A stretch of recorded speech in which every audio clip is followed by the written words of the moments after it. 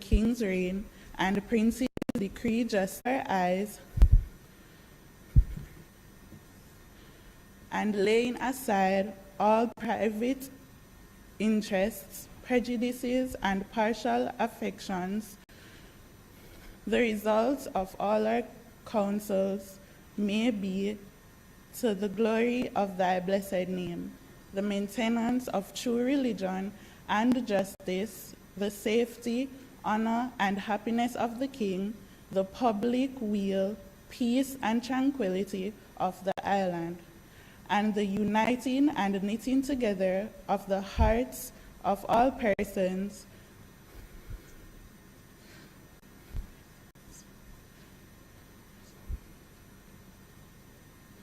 and estates within the same in true Christian love and charity one towards another, through Jesus Christ our Lord. Amen.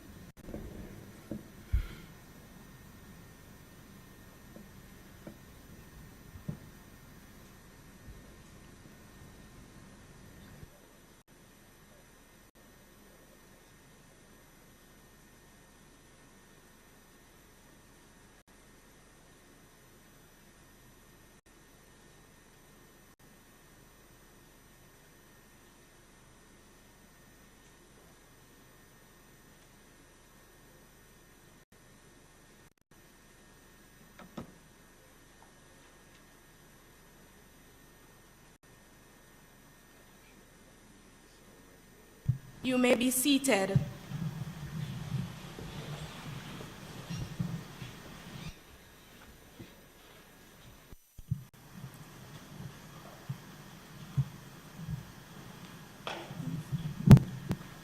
Call off the roll.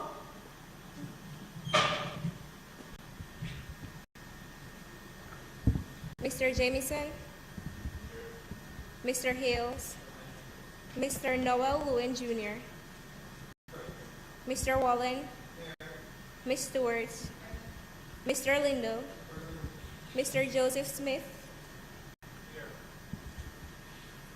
Ms. Brianna Edwards, Mr. Brown, Mr. Jamil Brown, Ms. Burson, Mr. Lake, Ms. Perry, Ms. Ruth Ann Perry, Mr. Malcolm, Present. Ms. Houghton, Mr. Skeen, Mr. Henry, Ms. Robinson Clark, Nakinsky Robinson, Ms. Sheik Perkinson, Mrs. Sheik Perkinsons, Ms. Howell, Mr. Walters, Mr. Isaacs, Mr. Williams, Dwayne Williams, Ms. Moore, Ms. Williams Reynolds, Ms. Scarlett, Mr. Perry,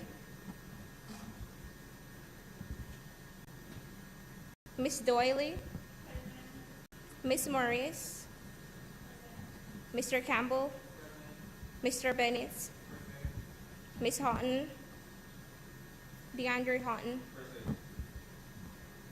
Ms. Godfrey, Mr. Bell, Ms. Gervan, Mr. Dixon, Mr. Crossman, Mr. Lawrence, Mr. Balfour, Ms. Martin, Present. Ms. Blair, Mr. Brown, Brad, Mr. Cooper, Javier, Mr. Johnson, Javon, Mr. Foster, Roberto, Ms. Hyman, Mr. White, Mr. Headley, Mr. Morans, Ms. Richards, Ms. Malcolm, Mr. Malcolm, Present. Mr. Robinson, Tremoy, Mr. Gale, Mr. Scott, Mr. Shackford, Ms. Silburn, Mr. Fowler, Mr. Llewellyn, Ms. Pasco, Ms. McIntosh, Ms. Coleman, Ms. Gray, Ms. Graydon,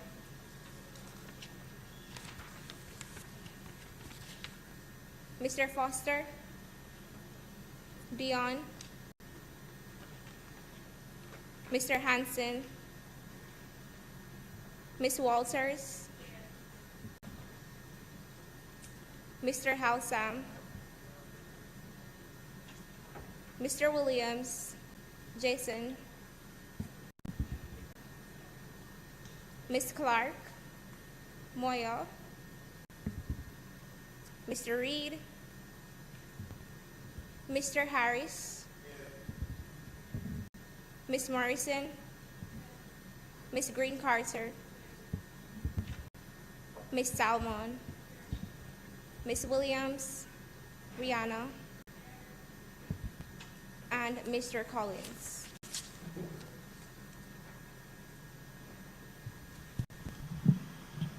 House Leader, Madam Speaker, I beg to move for the suspension of the sitting to enable us to hear remarks and greetings from parliamentary and other representatives. the question is that the sitting be suspended to enable us to hear remarks and greetings from parliamentary and other representatives.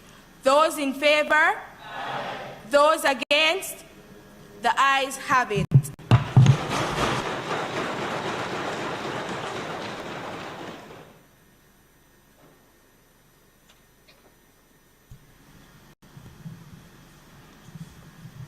I now welcome Ms. Valerie A. Curtis, CD, BH, M, JP, Clerk to the Houses.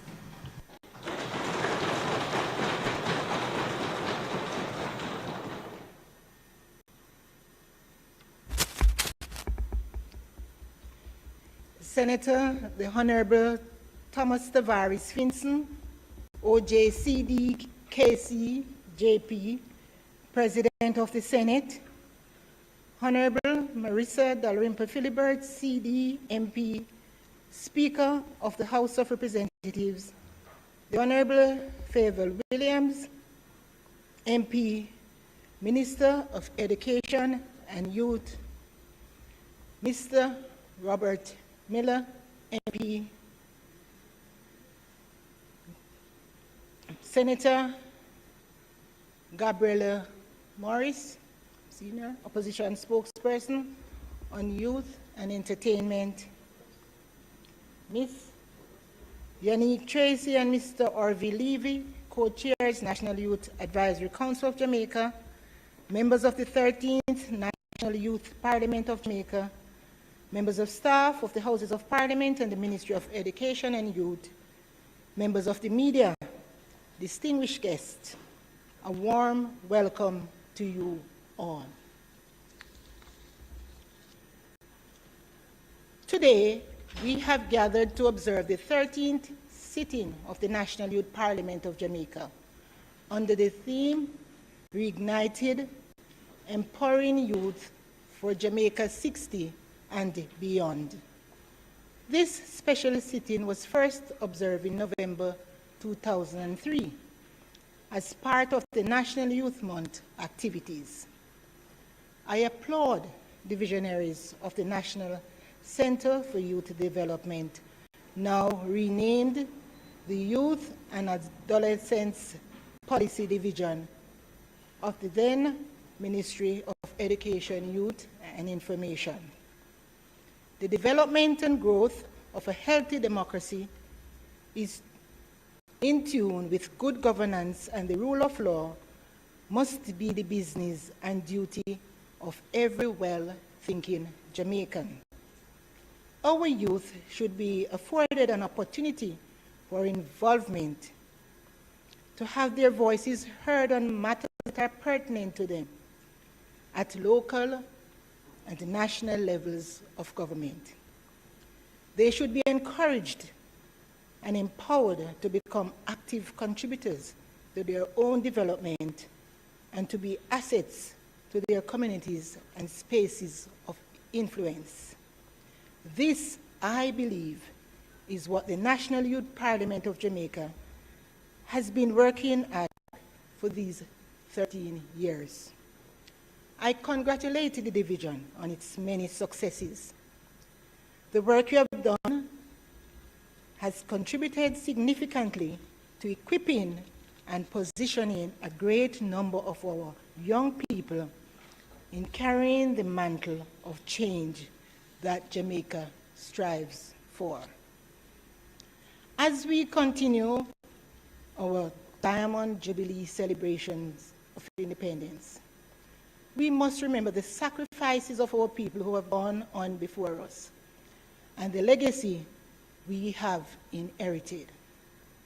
This reflection must prompt us to desire what is best for our country and for us to work together to create a good future for those who will come after us.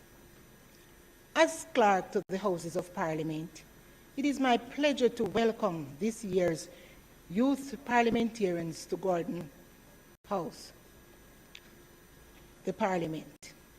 I implore you, youth parliamentarians, to use your voice responsibly in your various speeches of influence, to promote messages that are positive and healthy for the good of all Jamaica. I share the sentiments of the late Nelson Mandela, who said, "In a world that so often decries the apathy of its youth, we can open our arms for the millions of adolescents eager to contribute their new ideas and bounding enthusiasm." Therefore, I look forward to your presentations on financial literacy, affordable physical well-being, and parenting and good education. Thank you, and feel very much at home today.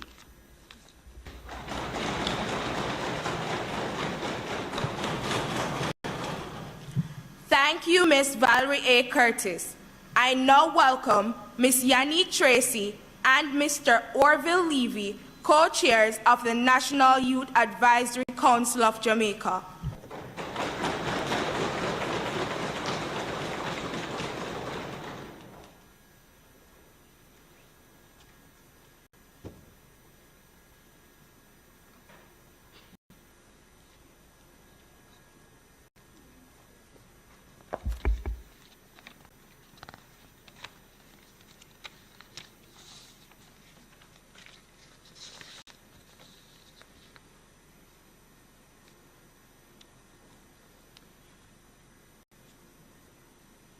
Distinguished ladies and gentlemen, specially invited guests, youth members of Parliament joining us here and online, to our Minister of Education,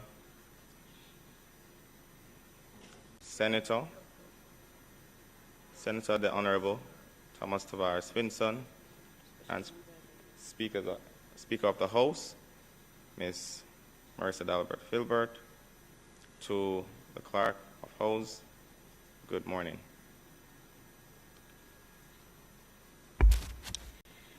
It is our distinctive privilege to bring greetings to you on behalf of the Youth Advisory Council of Jamaica to this 13th sitting of the National Youth Parliament. As technical coordinators of the National Youth Parliament of Jamaica, we are proud of the work you've done during this year's Youth Parliament. Give yourself a...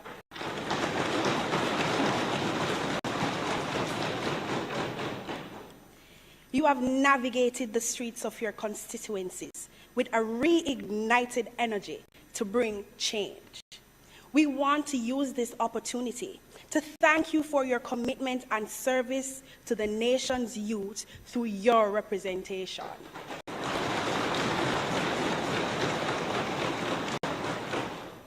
As you present on the motions today, under the thematic areas of financial literacy and underemployment, affordable housing and finance, psychological well-being, and parenting and education.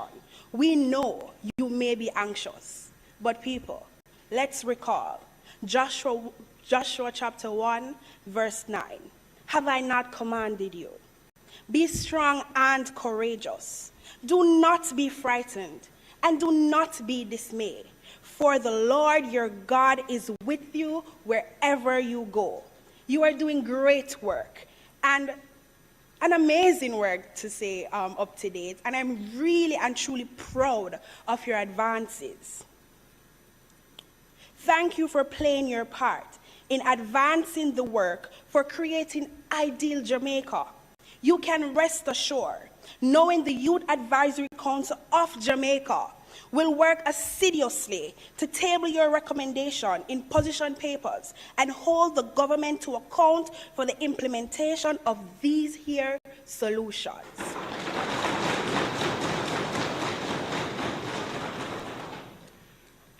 To our policymakers, NGOs, private sector groups here with us today, we urge you to give ear to the solutions being presented here today. The challenges being faced and the solutions formulated by our Youth Member of Parliament are not hypothetical. Each Member of Parliament was mandated to go out into the streets within their respective constituencies, speak to the young persons there, and formulate projects and programmatic actions to address their issues. Our mandate as the Youth Advisory Council is to ensure that youths are made equal and valuable partners through their full participation in the decision-making process. Here are the reignited youth. They are participating and require your help to keep that flame alive.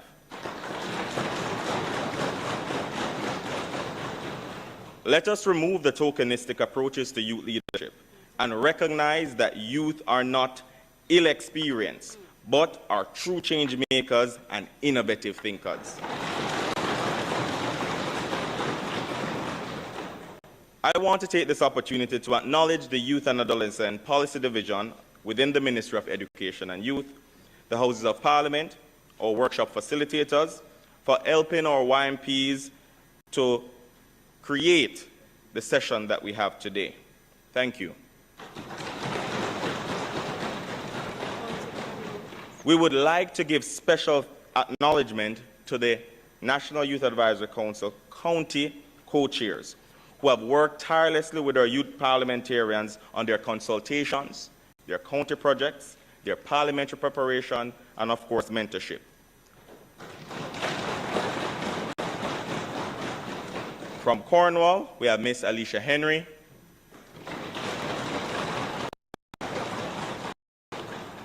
We have Miss Angeli Henry Fennell. And we also have Mr. Jovan Mowat. From Surrey, we have Mr. Andrew Johnson and Dr. Tony Anmondo.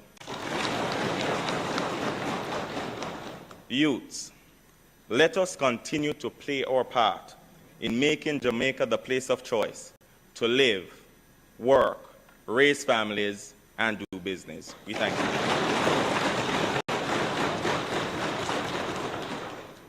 Thank you, Ms. Tracy and Mr. Levy. I now welcome Senator the Honorable Thomas Tavares Finson, OJCD KCJP, President of the Senate.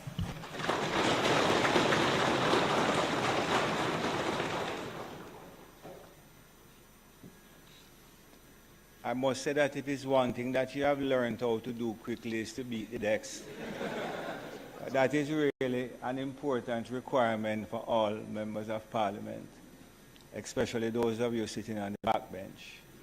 Because when the front bench is speaking and you're not beating the desk, they look up like this and you have to beat desk. So you have learned that very well. Good morning, all. The Honorable Marissa Dalrymple Philibert, CD, MP, Speaker of the House of Representatives.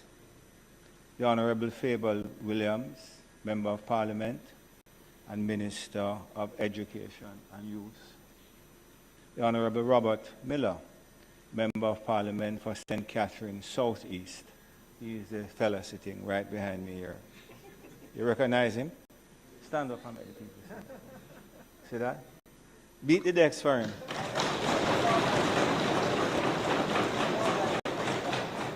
Ms. Yannick Tracy and Mr. Aubrey Levy, co-chairs of the National Youth Advisory Council of Jamaica, members of the 13th National Youth Parliament of Jamaica, members of the staff of the House of Parliament and the Ministry of Education and Youth.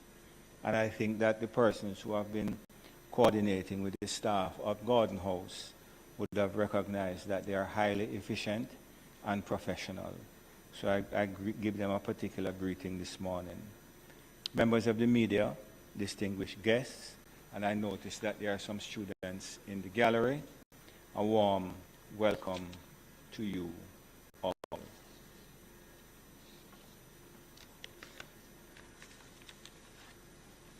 First of all, I indicate to you that I bring greetings to you this morning, all of you, and to your endeavor from the Honorable Senate of Jamaica. And I'm sure that you have recognized the distinction to be made between the House of Representatives, which is presided over Honorable Speaker Dalrymple, and the Senate, over which I preside. The Senate, as you know, is a body of review. So we work in tandem, that is to say, the Senate and the House of Representatives works in tandem to ensure that laws that are passed in Jamaica are laws which reflect or seek the best interest of everybody in Jamaica. You also would have heard that there is much debate now about whether or not Jamaica should embark on the exercise of eventually becoming a republic. And one of the things that we are going to have to look at is the role of the Senate, because it is very current today that the Senate, you may ask yourself, comprises of 8 persons appointed by the leader of the opposition, whoever that is, and 13 appointed by the Prime Minister, whoever that is. That body really roughly represents what the House of Lords in England is or used to be, and is meant to be a review chamber. So, although the 2 million people are thereabouts on the voters list in Jamaica, goes to poll and elects a House of Representatives, the unelected Senate has the capacity to reject legislation coming from the lower house. And you might ask yourself the question, but how is that possible? It is possible because it is a hangover of what they refer to as the Westminster system, to which we ascribe. Now, 111 years ago, the House of Lords that the Senate is modeled after lost the right to review legislation of elected members of Parliament. And we still have that in Jamaica. And you might consider to yourself that that is most awkward, because the people go to the polls, elect a government, and unelected persons can veto legislation coming from the lower house. But I say this not to say that that is unconstitutional. Indeed, that is what the Constitution of Jamaica says is to happen. And I'm not being contentious, so I'm not referring to anything specific. But that is the state of affairs that we find ourselves in. Now, hopefully, when it is that we meet again as a youth parliament, we will be able to say that some progress has been made towards the constitutional changes that we need to make to bring Jamaica as an independent country into the modern era of Jamaica that all of you, of young people, can feel proud to be a part of. That is where you usually beat the desk.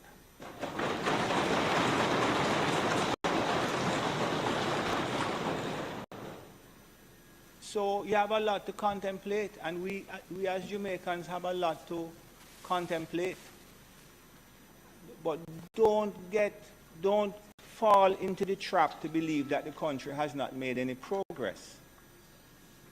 Don't believe it when people say, "Why Jamaica is a backward place, we can't even bother. Don't even know if I intend to really live inside this place." Don't fall for that. Because when we became independent in 1963, that is not a very long time ago, you know. When we became independent in 1963, a good proportion of the people of Jamaica were living in Watland, Durban. We do not even know our names, sir. A good proportion of the people were living below all form of international statistics that say how human beings should live. So we have made significant progress. So don't fall for the notion that Jamaica not going on with nothing. We have made some progress, but we need more. And we need it rapidly. And that is why this forum is very important. Right? We can tell you about the history. I can tell you about the history of the country and the parliament. What I cannot tell you about is the future of the country, because that rests with you.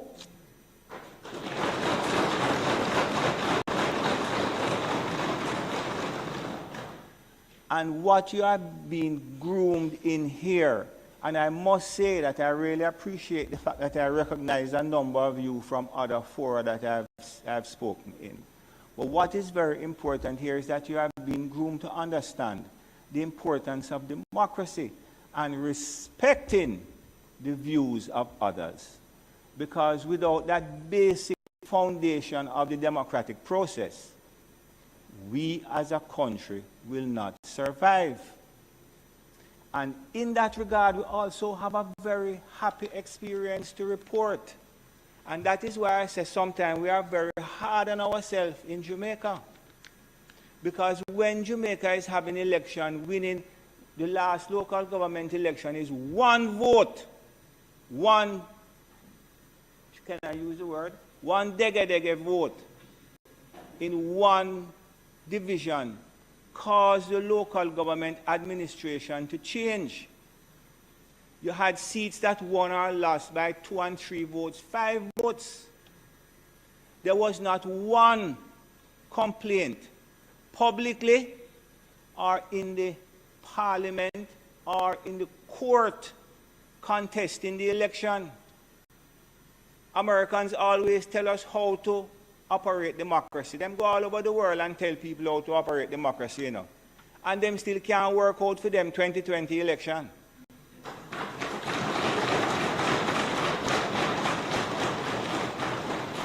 So we have a lot to be proud of.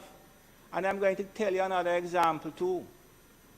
And I notice that I'm not reading the speech that they give me to read, you know. So when I finish here, they're going to carry me around back and curse me out. I'm going to tell you something else too. And maybe you don't know. In 1983, before most of you were born, one political party did not contest an election.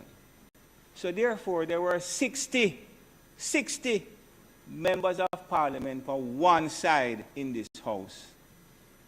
The then Prime Minister did not seek to take advantage of that because he could have.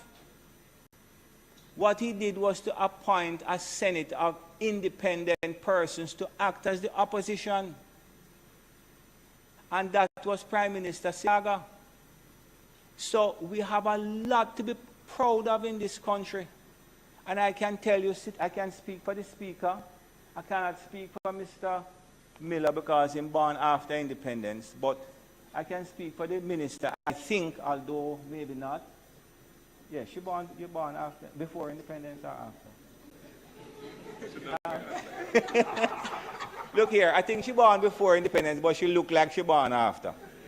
We are very proud of you guys. And as I said, and I'm going to take my seat. I'm not sitting yet, so don't come over here. I'm going to take my seat now and just repeat something that I said.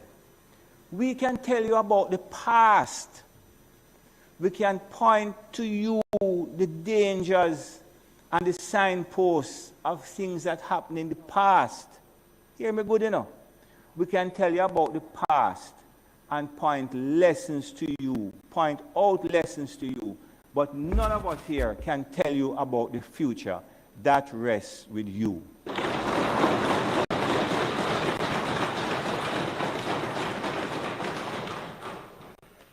Thank you, Senator. I now welcome the Honorable Marissa Dalrymple Filbert, CD, MP, Speaker of the House of Representatives.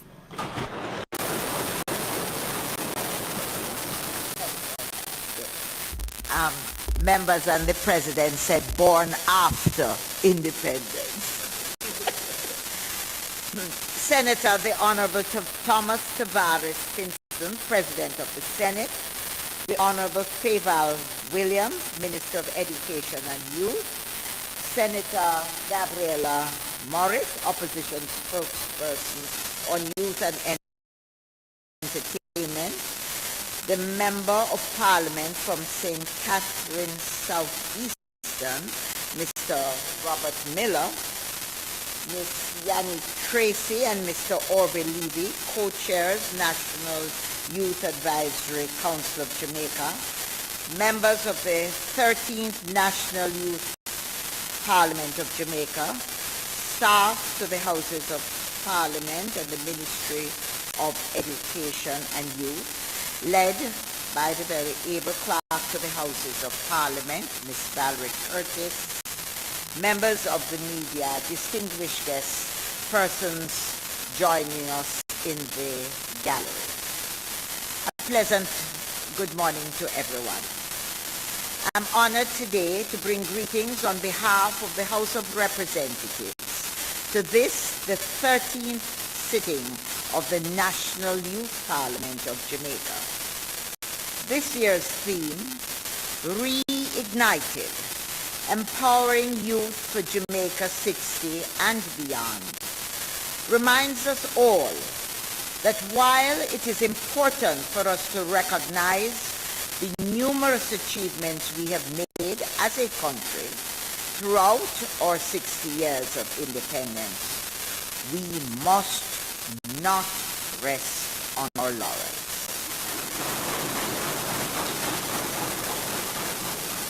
It reminds us that this year, this time, is a perfect juncture to prepare ourselves to confront the challenges of the future.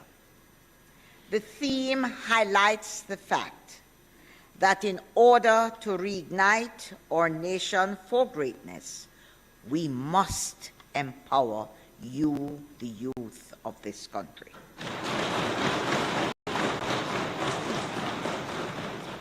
The National Youth Parliament of Jamaica is a testament to the shared commitment of the Parliament and the Ministry of Education and Youth to empowering youth and specifically to equipping them for leadership. At the heart of leadership is service. And as parliamentarians, we are leaders called to a life of service. Service to our communities and service to our nation form the bedrock of parliamentary life.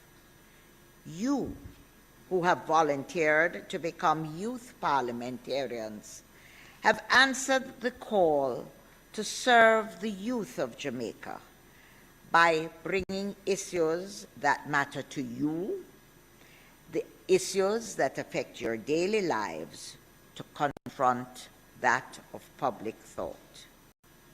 You have been active in your communities, deploying projects that will equip other youth to contribute to their own self-development and ultimately the development of our nation. I therefore this morning take this opportunity to thank you for taking the step in service to your fellow citizens. I would like also to thank the persons who worked behind the scenes to organize this event, and I really want to thank you, our very special guests, for being here today.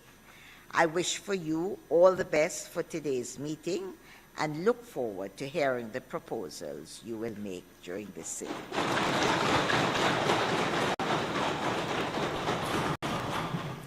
Thank you, Madam Speaker. I now welcome Senator Gabriela Morris, Opposition Spokesperson, Youth and Sport.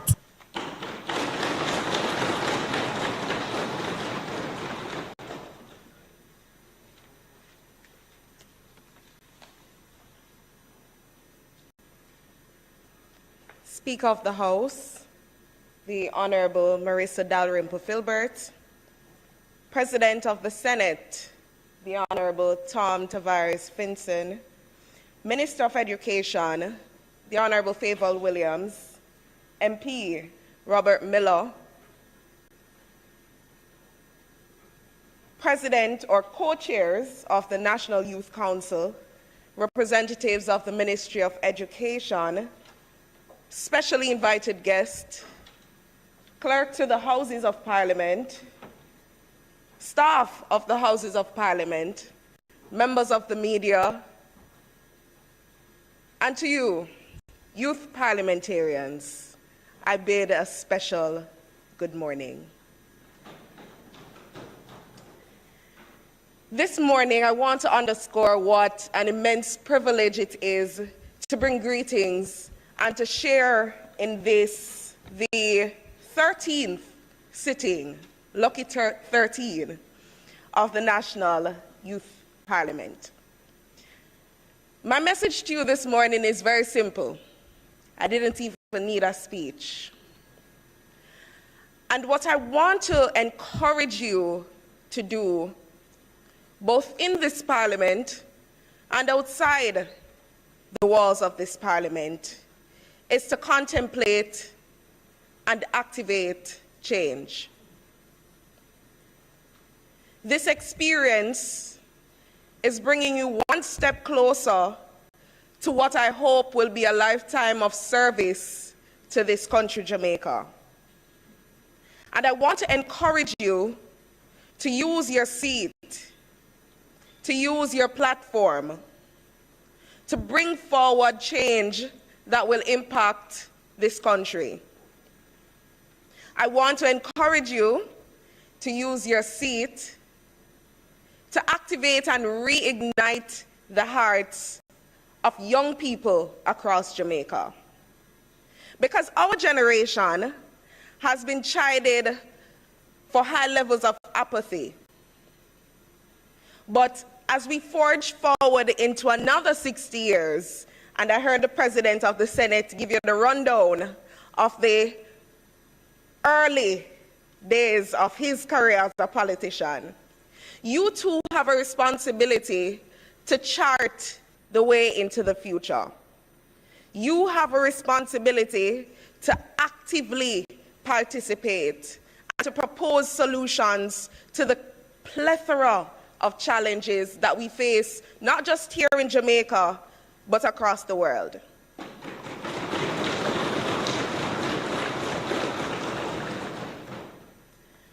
And so I want to encourage you to collectively, because far too often as young people, we decide on doing it all alone. And it is said that if you want to go fast, go alone. but if you want to go far, go together.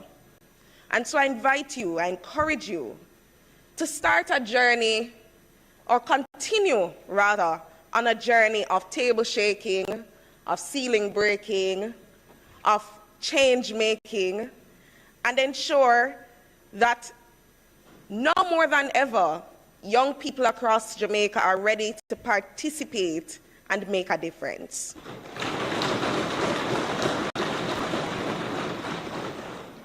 In closing, I want to send a nudge to my colleagues, and I'm happy that MP Miller is also here. Because when young people talk, we want to be heard.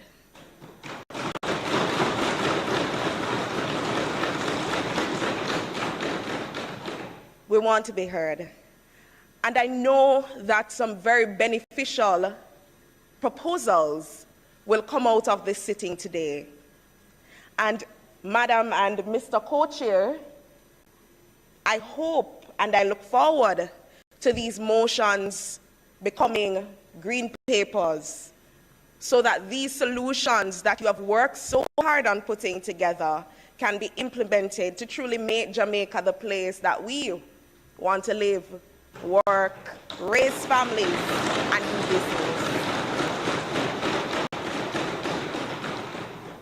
Because it is not enough for us just to talk. In 2022, youth are not just future, but we're the here and now.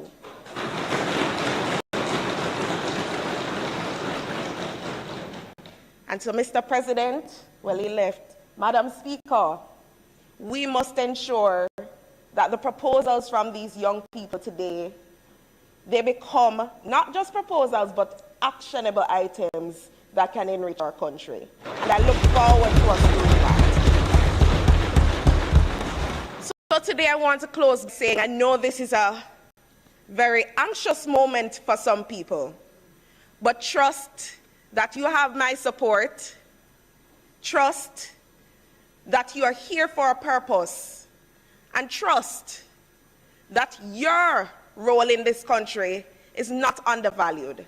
We see you, we appreciate you, and I want to encourage you to continue on this journey of excellence and service. I look forward in the near future to many of you joining me in this place so that we can move our country forward. I want to wish you all the best for today. I want to wish you a magnificent sitting. And I want to say, keep doing the hard but good work. All the best.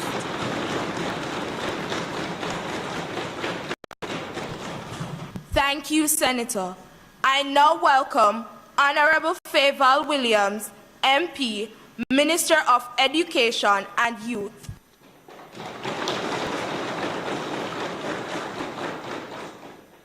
Thank you so much. Reignited, empowering youth for Jamaica 60 and beyond. Let me begin by acknowledging the Honorable Marissa Dalrymple Philibert, CDMP, Speaker of the House of Representatives, and our second female speaker out of 15 speakers in this House. I think she deserves a round of applause. Senator the Honorable Thomas Tavares Finson, President of the Senate, Mrs. Valerie Curtis, Clerk to the Houses, Ms. Yannick Tracy, Mr. Orville Levy, co-chairs, National Youth Advisory Council of Jamaica. We also have in the Parliament this morning MP Robert Miller, MP from St. Catherine Southeast. Welcome, MP Miller, to this, the 15th sitting. Let me acknowledge as well all the members of the Youth Advisory Council, all our young parliamentarians who are here this morning. Let me acknowledge you. Those who are watching online and in the gallery, welcome students, ladies and gentlemen, all. Good morning. It is my pleasure once again to be able to share in a sitting of the National Youth Parliament of Jamaica. A youth parliament that is sitting at a time in our history when we have 18 women in the Houses of Parliament, the highest ever. The first time females represent or stand at about 29% of the Houses of Parliament. And I think this is a good point at which we are in the country, and we can only build on that going forward. Let me extend welcome and heartiest congratulations to you, the 70 participants who were selected after a vigorous assessment and interview process. I see in each of you the hopes and dreams of all Jamaicans, which is to be able to fulfill on our potential to make Jamaica a developed nation by 28 years from now. Your participation in training sessions coordinated by the Youth and Adolescents Policy Division of the Ministry of Women and Youth, team at the Houses of Parliament, Mr. Ricardo Brooks, Jamaica Youth Advocacy Network, Jamaica Association for Debating, and the Youth Advisory Council of Jamaica have no doubt better prepared you for today's sitting and future engagements. I'm also pleased that this activity has been a regular part of Youth Month, in which we pay special attention to and highlight the various avenues and opportunities for you, our young people, to participate in national development.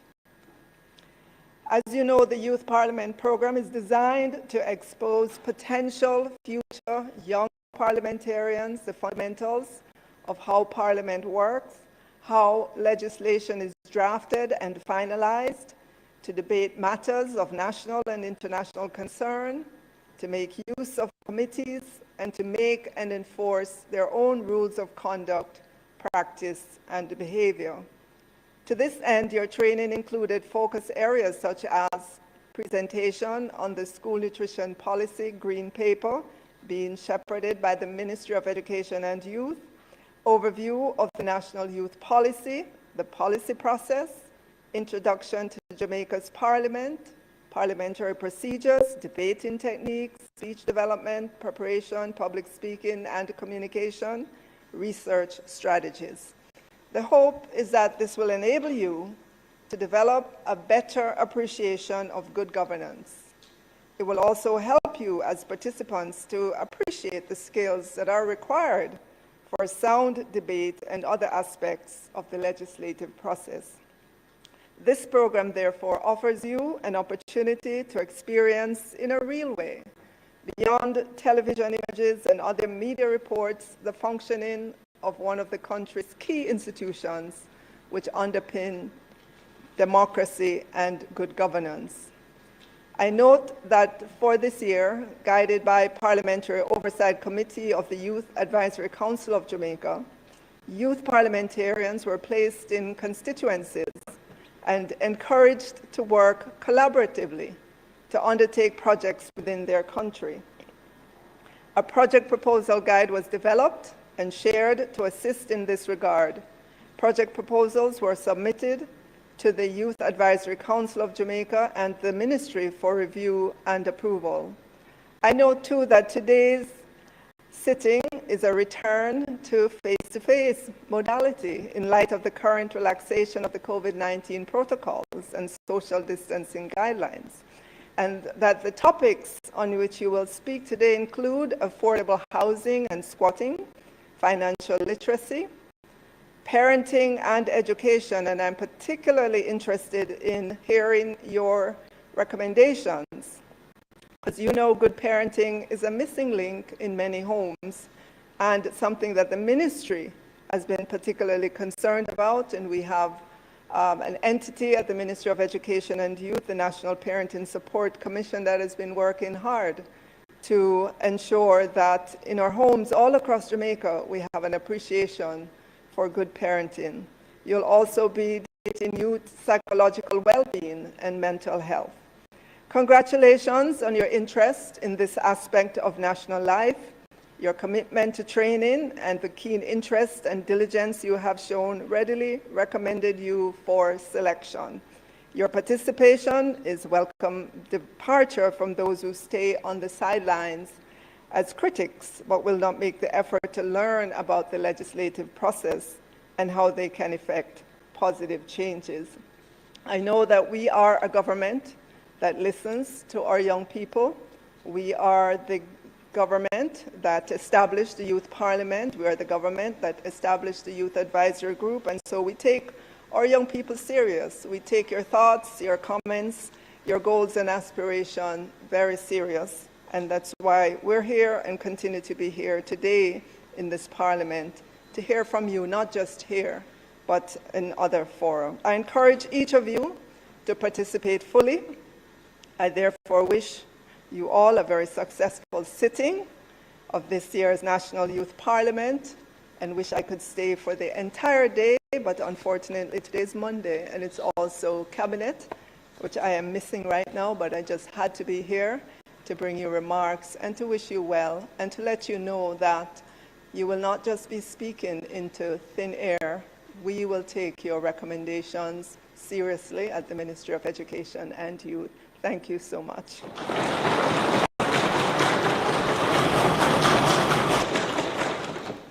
Thank you, Minister.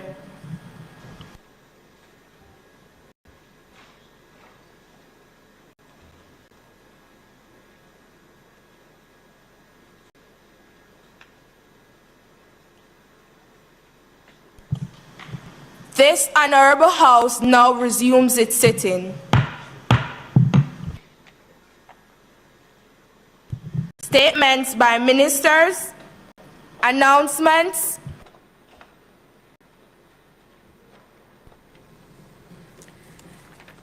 Laid on the table of the House today are the following. Report from the Youth Parliament County of Cornwall project titled Business Over Badness. Report from the Youth Parliament County of Middlesex County project titled Document Outreach and Coordination for the Underserved Program, DOCOPS. Report from the Youth Parliament County of Surrey project titled Virtual Job Interview Seminar.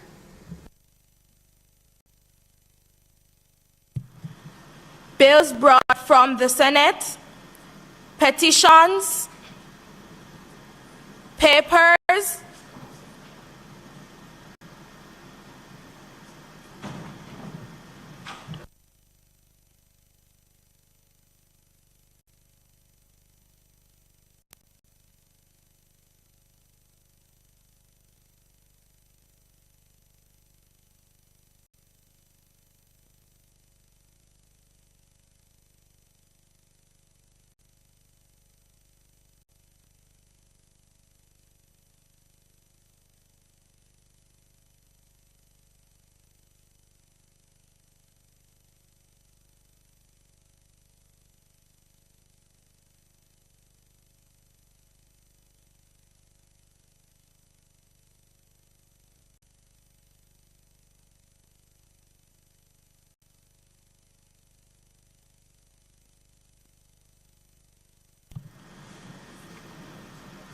papers, reports from committees, notices of motions given orally. Honorable Sharika Cheek Perkins, Minister without portfolio in the Ministry of Economic Growth and Job Creation. Madam Speaker, I beg to give notice that at the next meeting of the House, I will move, whereas the lack of affordable housing solution for low-income households has resulted in the exponential increase of squatter settlements in Jamaica, and whereas approximately 20% of the Jamaican population live in squatter settlements across the island. Be it resolved that the National Youth Parliament of Jamaica debate policies and solutions to address the issue of squatting in the country. Be it further resolved that the Youth Advisory Council of Jamaica commit to making recommendations in this debate to the Ministry of Economic Growth and Job Creation for consideration and action. Madam Speaker, I further beg to give notice that at a later stage today, I will move for the suspension of the standing orders to enable me to take this motion. Mr. Daniel Campbell, Leader of the Opposition Business. Madam Speaker, I beg to give notice at the next meeting of the House.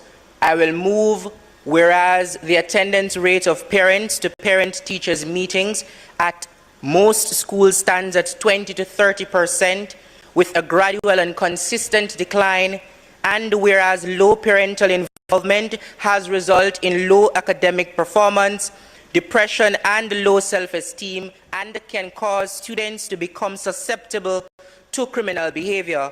Be it resolved, the National Youth Parliament of Jamaica 2022 debates strategies and policies to alleviate the constraints of subsequent limitations to parental involvement in schools. Be it further resolved that the Youth Advisory Council of Jamaica commits to making recommendations from this debate to the Ministry of Education and Youth for the government to consider and develop necessary policies to effect implementation. Madam Speaker, I further beg to give notice that at a later stage today, I will move for the suspension of the standing orders to enable me to take this motion. Honorable Joseph Sangster Smith, Minister of Industry, Investment and Commerce.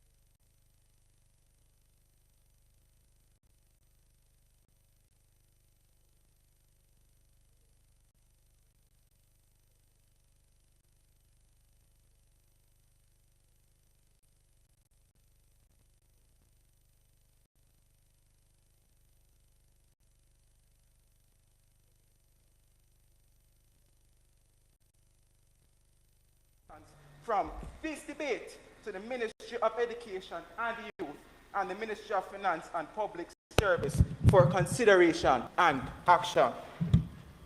Madam Speaker, I further beg to give notice that at a later stage today, I will move for the suspension of the standing orders to enable me to take the motion. Honorable Nakinsky Robinson, Minister of Foreign Affairs and Foreign Trade.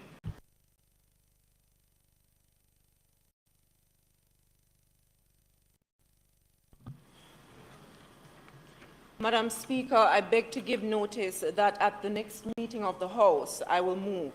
Whereas social stigma is fueled by a lack of knowledge surrounding mental health and continues to hinder Jamaicans from seeking mental health services, and whereas youth are faced with a lack of social interventions to cope with societal stressors and behavioral issues, and drug abuse and suicidal ideation have provided an undesirable and unsafe alternative. Be it resolved that the National Youth Parliament of Jamaica discusses strategies to mitigate the short, medium, medium, and long-term implications on Jamaicans seeking these essential services. And be it further resolved, the National Youth Advisory Council of Jamaica commit to making recommendations from this debate to the Ministry of Health and Wellness and the Ministry of Education and Youth for consideration and action. Madam Speaker, I further beg to give notice that at a later stage today, I will move for the suspension of the standing orders to enable me to take the motion. House Leader. Madam Speaker, I now move for the suspension of the standing orders to enable the members to take the motion, notice of which they gave earlier.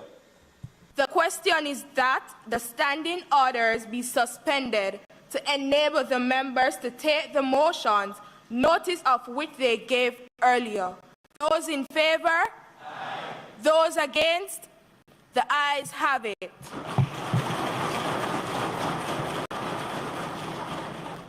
Minister Cheek Perkins.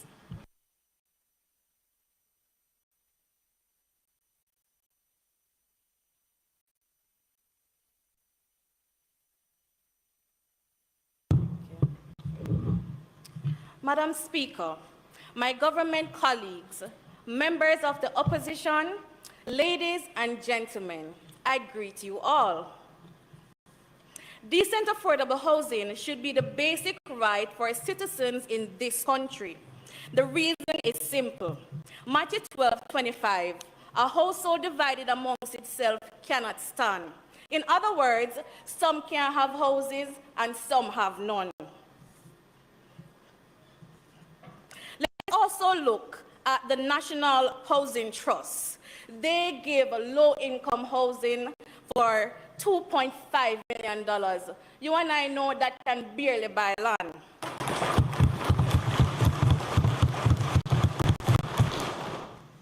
This government going forward intends to fix that. Also, let's look at the Housing Agency of Jamaica. Let's look at the Housing Agency of Jamaica. They are mandated to do land regularization and also do low-income housing. The lowest house ever sold by them cost approximately $3.2 million, leaving the low-income earners at a deficit of $700,000 to $4.5 million, taking into consideration the new St. Catherine housing development. Madam Speaker, it is for this reason we in Jamaica need to extend our arms and expand our creativity to embrace modern and innovative construction methods to adjust the housing crisis in affordable housing. Madam Speaker, Black and Steel stop keep. It is time for new and affordable solution. We must begin as a country to implement methods of housing construction with well-designed and treated intermodal container homes. Let me repeat that again. Intermodal container homes. These are cost-effective, durable, and can be retrofitted to suit the needs of our low to middle-income earners. According to the Kingston Logistics Center, the overall cost of a project using the new standard 40-foot container is approximately $2.5 million Jamaican dollars. That accommodates a complete one-bedroom and a studio home, inclusive of insulation, treatment, cladding, transportation, and foundation. Madam Speaker, I am also happy to report to the House that this housing solution can be adapted to suit our temperature and our climate, as it works well in countries like Australia with similar climatic zone to ours. Now, considering its vast surplus of 20 billion Jamaican dollar, the NHT could quickly and efficiently replicate this model of low-income houses across the country. Madam Speaker, this government will fix it.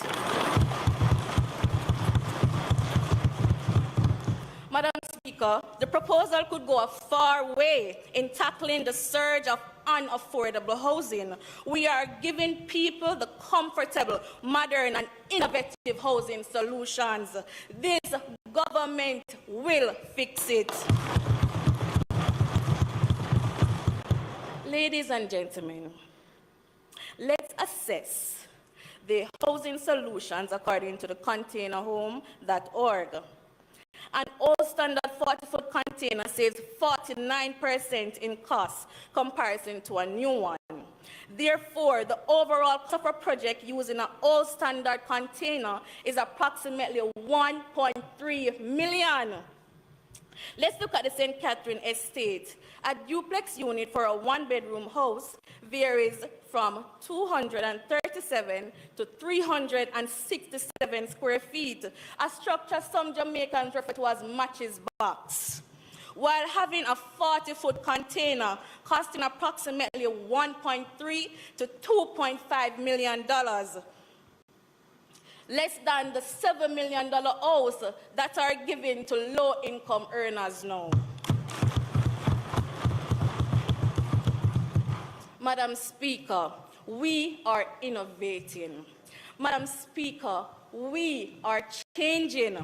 Madam Speaker, we are revolutionizing housing in Jamaica. This government will fix it. Ladies and gentlemen, the scale of the challenge we face in the demand for affordable housing is great, but this government is equal to the task. It's time for innovation. It's time for sustainability. It's time to ensure that every Jamaican who wants a home can own one. It's time to explore intermodal container home. Madam Speaker, this government will fix it. I thank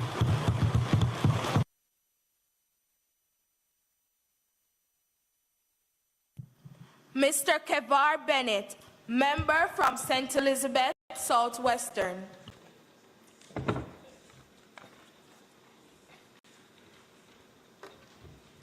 Madam Speaker, members of this honorable House, irrespective of how we feel about the scourge of squatter settlements in Jamaica, what is indisputable is that squatters are Jamaicans just like you and I. They have a right to safe and decent habitation just like you and I. Madam Speaker, it is the role of the government to enable the attainment of this fundamental right by providing affordable housing. It is precisely for this reason, Madam Speaker, that the Youth Parliament of Jamaica is hereby urging the government to extend a 5-year amnesty during which squatters may have their habitations formalized and regularized. This amnesty, Madam Speaker, would contain measures to address informal settlements on all crown lands. A major objective of this policy would be to implement the needed infrastructures within these communities. This would serve to enhance the overall suitability of these environments for human habitation. The goals, the principles, and objectives of this amnesty policy are incorporated in the following policy brief. Madam Speaker, an amnesty is needed because they are currently engaged in illegal act and as such are liable to face criminal penalties. This amnesty would temporarily relieve them from unjust legal jeopardy and incentivize to engage the state in order to benefit from the regularization process. Madam Speaker, as a part of this regularization process, the squatters would enter into a viable arrangement with the government such that they can contribute a monthly payment towards their full ownership over a 10-year period.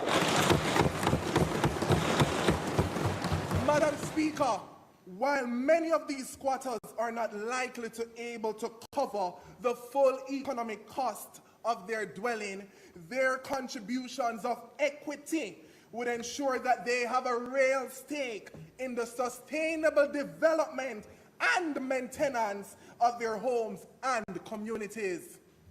Madam Speaker, let us not be quick to demolish squatter settlements. The Office of the United Nations of High Commissioner for Human Rights explains that several constitutions protect the right to adequate housing and, in fact, outlines the state general responsibility to ensure adequate housing and living conditions for all. This is further codified in the article of the United Nations Declaration on Human Rights, which recognizes inalienable right to adequate standard of living, including adequate housing. Madam Speaker, while we cannot negate the fact that squatter settlements are often a hub for increased criminal and illegal activities such as electricity theft, it is precisely for this reason why it is imperative for these settlements to be regularized and thereby brought under lawful regime. The benefits of this amnesty, Madam Speaker, serves as a key linchpin to catalyze Jamaica's economic social development. The squatter will be able to contribute to the country's welfare through paying taxes. Major reductions in crime and violence will also ensue. Madam Speaker, in addition to the call for an amnesty, the Youth Parliament of Jamaica calls for a complementary self-help scheme whereby residents improve their own homes with the approval and active support of local authorities. For example, Madam Speaker, the local authorities may provide subsidized building materials or a loan for residents to purchase them. Otherwise, Madam Speaker, residents can make all the improvements to their homes themselves. These recommendations will help us to achieve a long-term national development plan, a plan aimed to bolster Jamaica to achieve developed country status by 2030. The goal of Vision 2030, Madam Speaker, is to make Jamaica the place of choice to live, raise families, do business, and retire in paradise. These serve as the guiding principles which put people at the center of Jamaica's transformation. According to the plan, by 2030, every household should be living in a well-constructed dwelling unit. Madam Speaker, I urge the government of Jamaica to delay no longer in adoption of this and implementation of this much-needed solution to the crisis, a crisis which is faced by so many poor Jamaicans. These are Jamaicans who for centuries have suffered at the hands of a system designed to oppress them, a system which has made them poor and kept them poor for far too long. Madam Speaker,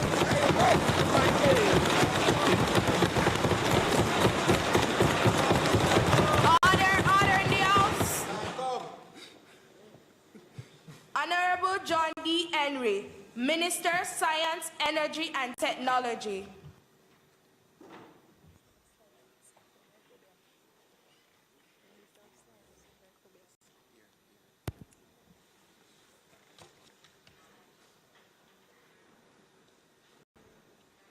Madam Speaker, colleague government members, members of the opposition, ladies and gentlemen, good morning. Over 150 years ago, a proclamation drafted by the hands of our colonizers, reluctantly, if I may say so, affected the Anglophone Caribbean as Emancipation Day. That marked the abolition of slavery in the British Empire, but also marked Displacement Day. Displacement because while enslavers was given insurance money and avenues of recourse to claim the fortunes lost as a result of slavery, we were freed and left with nothing but the will to live. Those, Madam Speaker, were the first squatters, those that occupied the Crown land for which they had no paper. It is time to right this grave historical wrong. In 2022, we note that in the absence of affordable housing, squatting becomes a viable option. So, as trying youths, we are left to ask the question, how will you get that system here from? Both say me live on squatter land. Not true, me not rich like Matalan, me a born Jamaican.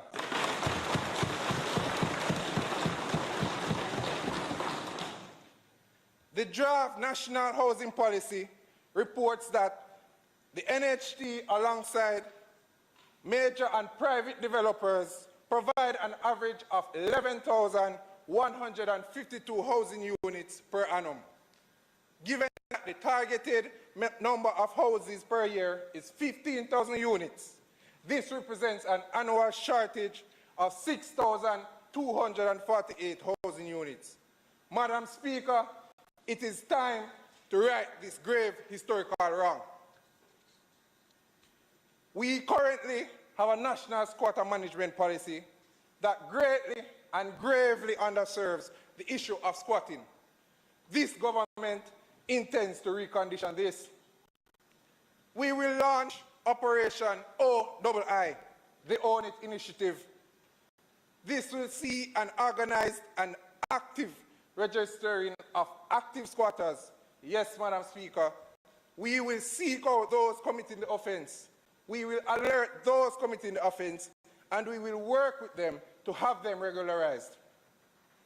Operation OII will present qualified persons who are squatting on Crown lands with the opportunity to purchase or enter a rent-to-own agreement to obtain legitimate ownership of these lands.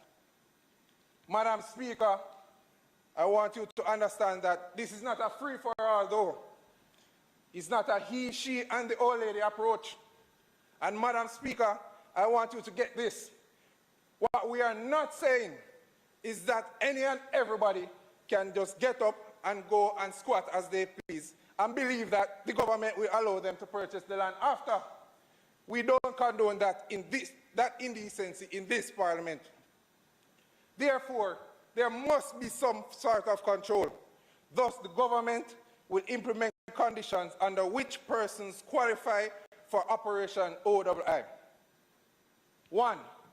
Persons must be living in areas that are considered small or having at least 25 households or greater.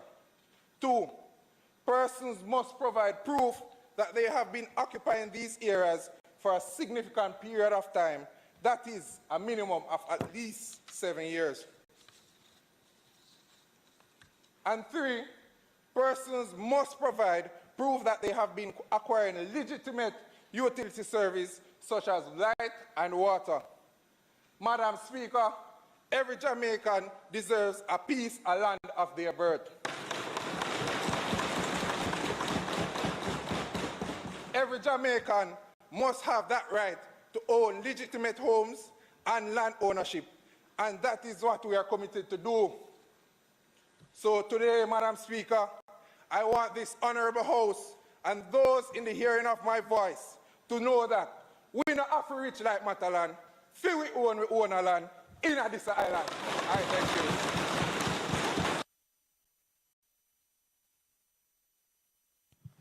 Ms. Patrina Stewart, Deputy Prime Minister.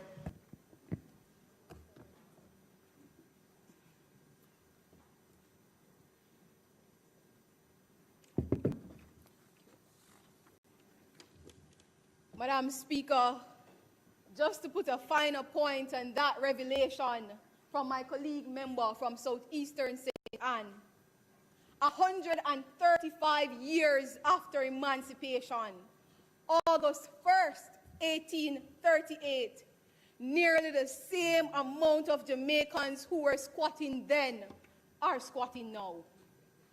Today, November 2022, Jamaica has approximately 560,000 squatters.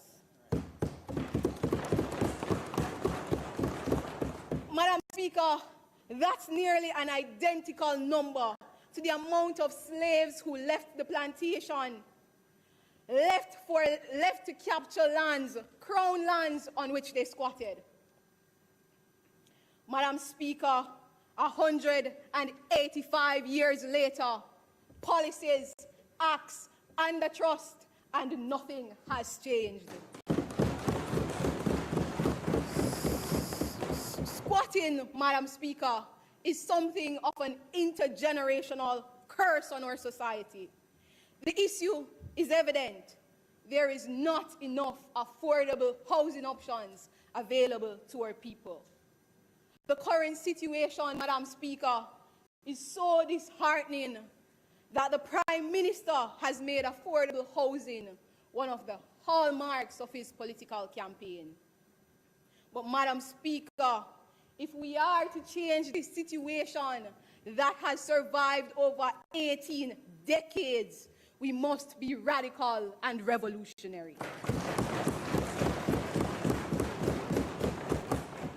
Madam Speaker, this government is proposing a policy change to increase the NHT loan amount from $6.5 million to $13 million, keeping the interest rates as they exist now.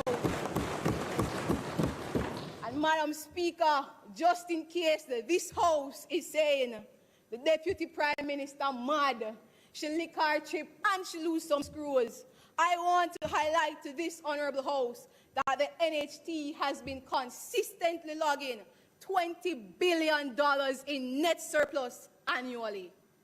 So much so, Madam Speaker, that the government in 2017 approved for $11.4 billion to be taken out of the NHT surplus to cushion economic fallout, such as the fiscal impacts of the COVID-19 pandemic.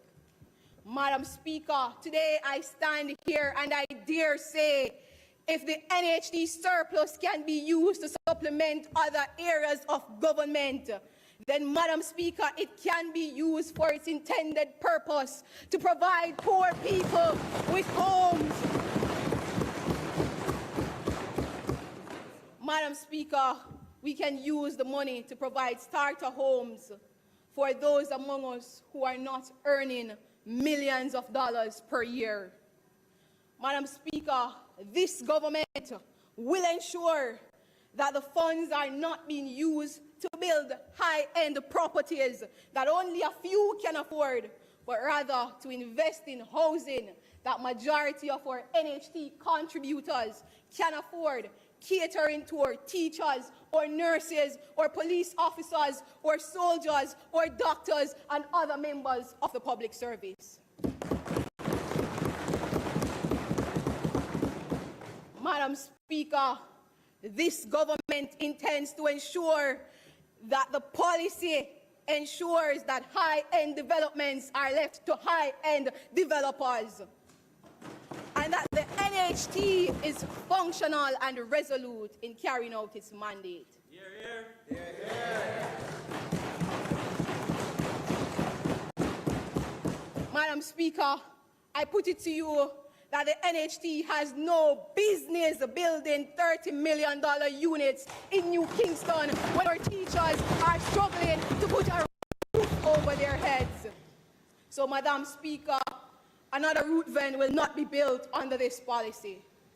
And Madam Speaker, as I close, I want to remind this House that poverty is not a crime and people should not be punished for being poor.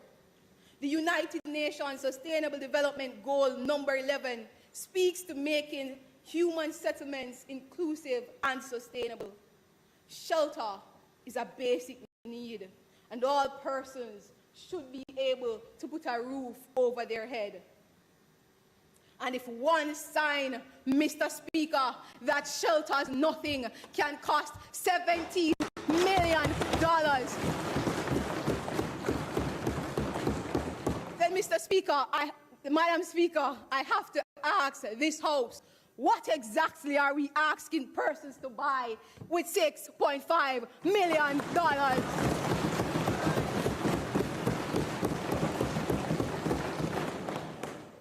Madam Speaker, the money is there, and people need roofs over their heads. I want a roof over my head. We need a roof over our heads. It is time to return the NHT to its intended purpose. I thank you.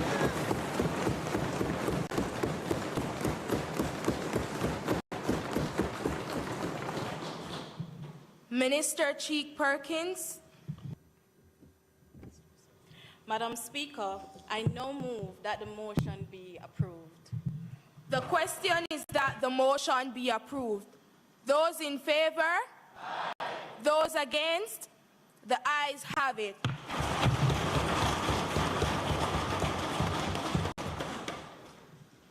Mr. Campbell?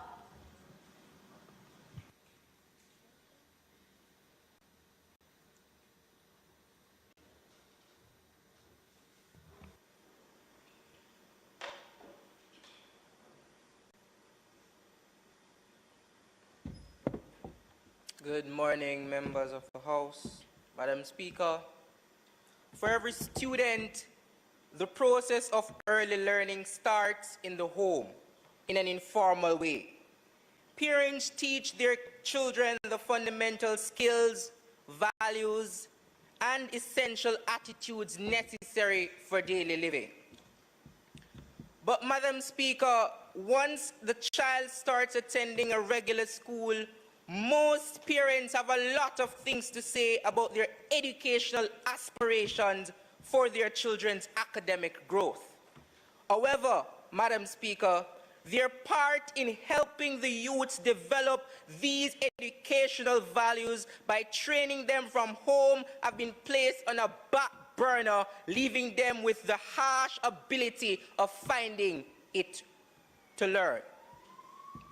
Madam Speaker, children who receive support from their parents develop an appropriate mindset, motivation, and self-discipline at school. However, Madam Speaker, frankly speaking, disengaged parents who are not interested in the academic life of their children often promote failures and social issues such as juvenile delinquency.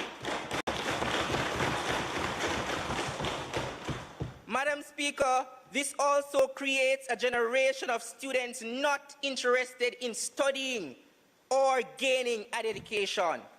For students who have supportive parents, Madam Speaker, guiding them at home, these students also are more likely to enjoy school.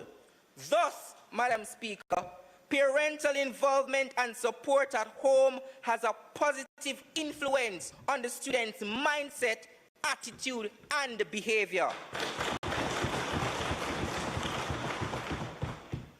Madam Speaker, for instance, these students have a better attendance record as they have supportive parents who help prepare them for school every day. Similarly, Madam Speaker, these students have a better performance when completing homework or submitting assignments on time because of the help and guidance available at home. However, Madam Speaker, students who lack supportive parents have to struggle on their own. Madam Speaker, this not only affects their performance, but at the same time, it also negatively impacts their self-esteem, leaving them vulnerable to suicide, criminal activities, thereby increasing the percentage of juvenile delinquency in Jamaica. Madam Speaker, parental involvement has a positive influence on students' attitude and behavior. It has been observed, Madam Speaker, that children of disengaged parents have a negative attitude in the classroom and are more disruptive because of a lack of consequences at home. However, Madam Speaker, all this is because of parental support. This is also related to parental monitoring. When the student gets monitored at home for their behavior, Madam Speaker, then they behave appropriately in school. They pay more attention in the classroom and eventually, Madam Speaker, perform better in their studies. Madam Speaker, given the number of undereducated parents in Jamaica, I recommend that it be considered for parents to receive educational support so that they too may have a chance at education just as their children. Saying this, Madam Speaker, I do not speak of the Heart Trust NSTA, but a distinct organization reliable to parents in helping them to get educated, whereas fixing the illiteracy issue in Jamaica. Madam Speaker, whereas it is hard financially for parents to be involved in the students physically at PTAs, I am proposing for this to become an act of parliament, whereas the government implements a school bus system to transport students free to their government schools. Madam Speaker, this will boost parents' ability to not only get involved in their students' life, but also rectify the issue that comes as a disadvantage of lack of parental involvement in our young people. Madam Speaker, young children I'm speaking of young children that are up and about being involved in sexual activities publicly on our road. Parents who do not attend PTA meetings because they cannot afford transportation costs. They know, Mr. Speaker, through this system will have transportation for their children. They will also have transportation for themselves to PTA. This, Madam Speaker, will reduce the occurrence of children being kidnapped, children having sexual activities rather than going home, but being transported directly home, cost-effective, safe, reliable, and just for the future. Thereby, Madam Speaker, this will thereby help us to make Jamaica the place to live, work, raise families, and do business with our future secured.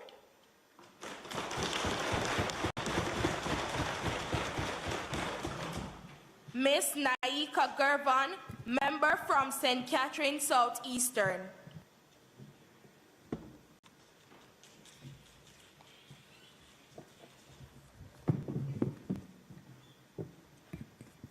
Madam Speaker, I rise to present a motion on parenting and education.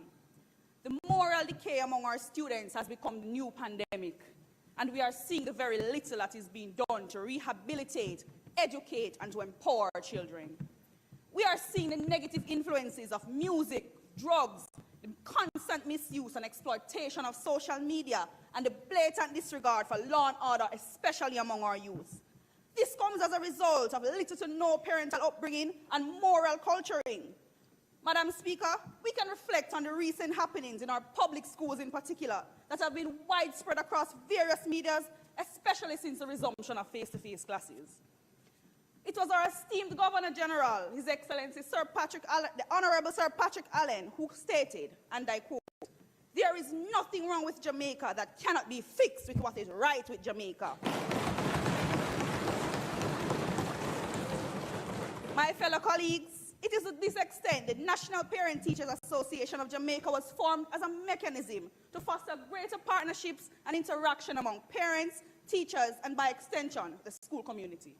In an article published by the Jamaica Gleaner in May 2008, the then president of the National Parent Teachers Association of Jamaica, Mr. Sylvester Anderson, reported on the greater need for better parent involvement in students' educational development. It was in that said report, Madam Speaker, that he gave an account for the attendance rate of parents at PTA meetings. He stated, and I quote, "Attendance at PTA meetings is pretty low. We have an attendance rate of about 20 to 30%. Madam Speaker, our children are suffering at the hands of negligent parents. We are seeing and feeling the implications of poor academic performance among our students. More than 11% failed to submit SBAs for the May-June 2022 sitting of the CSEC examinations, according to one report from the Jamaica Gleaner. Our children are suffering from mental illnesses, psychological illnesses, and becoming breeders of crime and violence."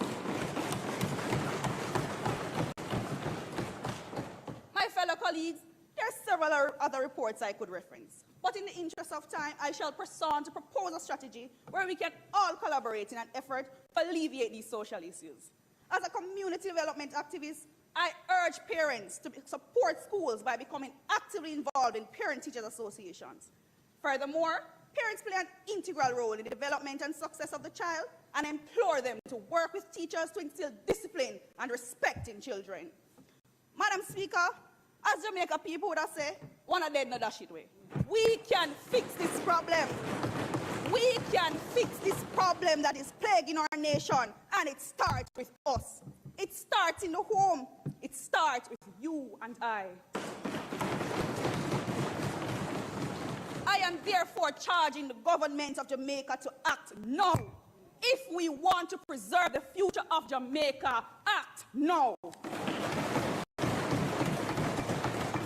I am therefore proposing a pilot program to attempt the training, education, and mentorship program under the theme Empowering Youths, Preserving Our Future. This will foresee us, Madam Speaker, incorporate technology, including WhatsApp group, virtual mediums, in order to better reach parents. We'll be able to send out weekly and daily updates, facilitate feedback from parents, incorporating them in the decision-making processes, where we'll be able to delegate tasks respectively in order to hold them accountable and responsible. Parents will feel valued for their contribution and further guarantee a sense of belonging. Mentorship and mental health intervention from role models of various disciplines, including sports, arts, entertainment, and culture. I know most of us would have seen that preliminary report from that intense match between Brazil and Serbia a few days ago. No murders were recorded in Jamaica on that day.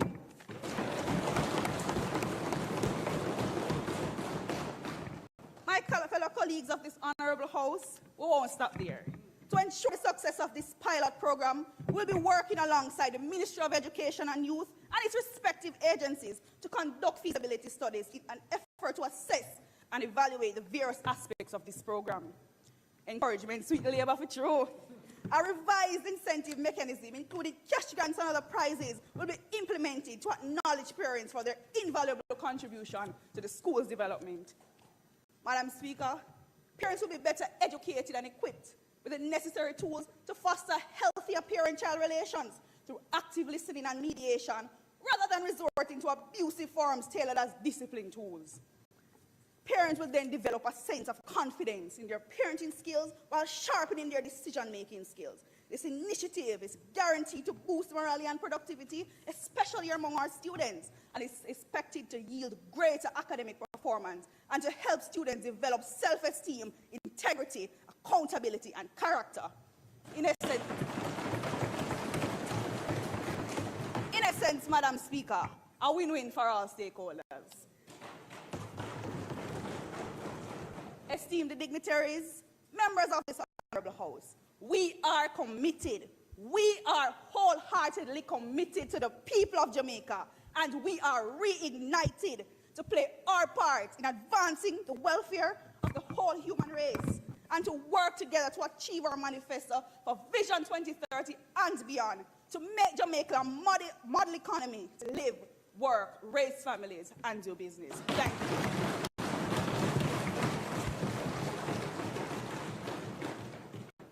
Ms. Brianna Edwards, St. Anne Southwestern, Minister of Labor and Social Security.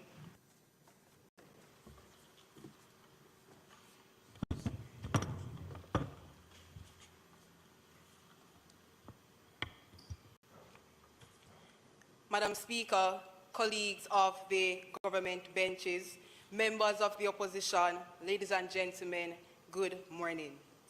At the end of the day, the most overwhelming key to a child's success is the positive involvement of parents. This quote by Jane Hull echoes the fact that parents needed to be involved in their child's life to ensure the child's development and address their physical, cognitive, emotional, and social growth. Madam Speaker, education in Jamaica, on which the economy spends over 5% of its gross domestic product, is in crisis and needs urgent attention. Williams 2015 postulates that a parenting assessment tool developed and tested by the Jamaica's National Parenting Support Commission proves that lack of parental involvement is responsible for students' behavioral problems in many institutions because parents are yet to create structures at home for their children. There is little to no parental involvement and parents are not nurturing their children. With statistics like this and the established fact that there is a positive relationship between parental involvement and a child's development, there ought to be a change. Is it then any surprise, Madam Speaker, that so far this year, children have been charged with 875 significant crimes in Jamaica, 79 being murder charges? Madam Speaker, the childhood years are critical years of a child's life, and parents are to ensure that the foundation they set for their children is one that will positively develop them in all aspects of life. The learning process begins at the home, and if a child fails to receive this fundamental step, it is likely for that child to struggle. And so, to the current government, we implore that measures be implemented that will seek to promote further parental involvement in the education system.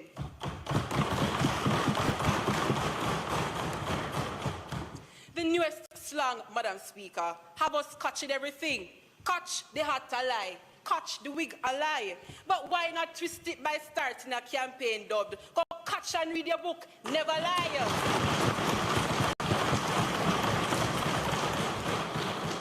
To address a policy acronym READ as resources, education, advocacy, and delivery are resources. Parents don't always have the resources to invest in their children and should be provided with the stationary items and learning tools that will create a learning environment in the home. This will take a unified approach, and so this government calls for a further public-private partnership between the government of Jamaica and the private sector to narrow the gap and provide these essential tools that are fundamental in children's academic development.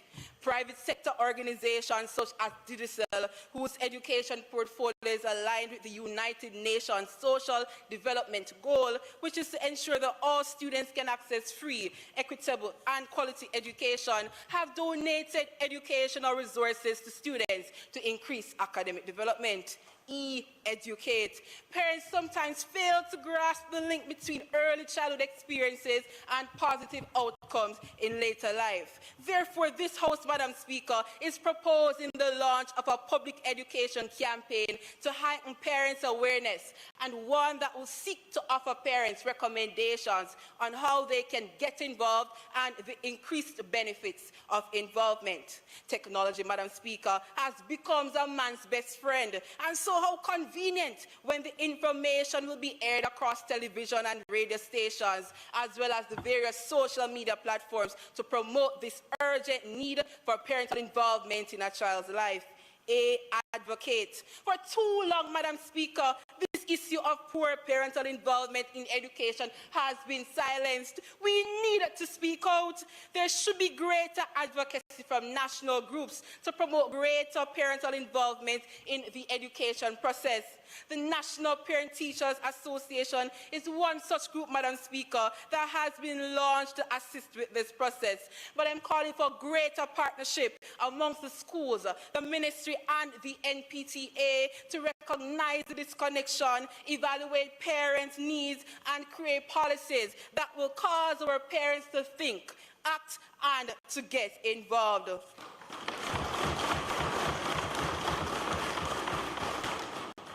Finally, Madam Speaker, deliver. Simply join forces to get the work done. Madam Speaker, with appropriate checks and balances in place to hold everyone accountable, the READ policy will not only increase parental involvement, but it will improve the child's overall development.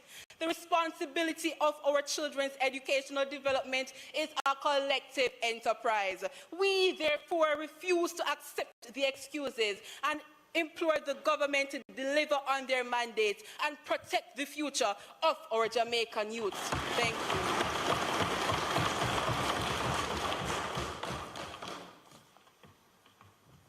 you. Mr. Javon Malcolm, Minister of Agriculture and Fisheries.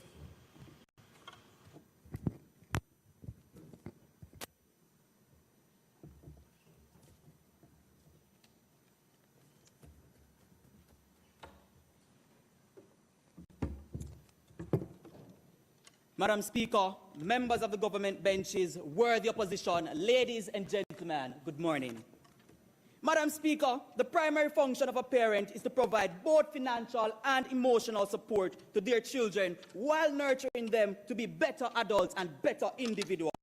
But with everyone working hard to secure a decent living, securing $1 or $2 along the way has taken up the time, Madam Speaker, and has captured their time in a sense that they cannot provide the emotional and educational support. But it should be noted that majority of these households are predominantly single-parent households, Madam Speaker, putting a limit on what one person can complete in a given day. But as Adiola Orphan correctly puts it, a positive parental involvement is vital to a successful education in the 21st century.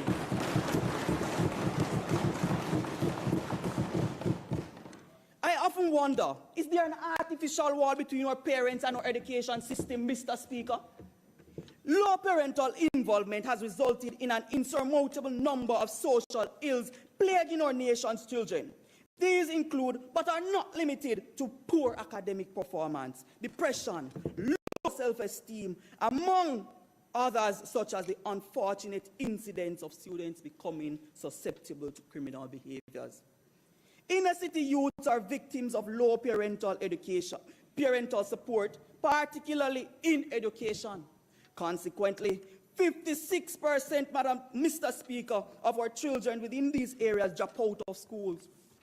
In September 2021, the Honorable Horace Chang highlighted in a youth summit on crime and violence that 40% of all murderers are young men between 15 and 24. These vulnerable youths, Mr. Speaker, are being groomed to take up leadership positions in gangs in our community. But given the current predicament, Mr. Speaker, and the wars that have separated our parents from our education system, I have come with the bulldozer to demolish and reconstruct the framework and the mediums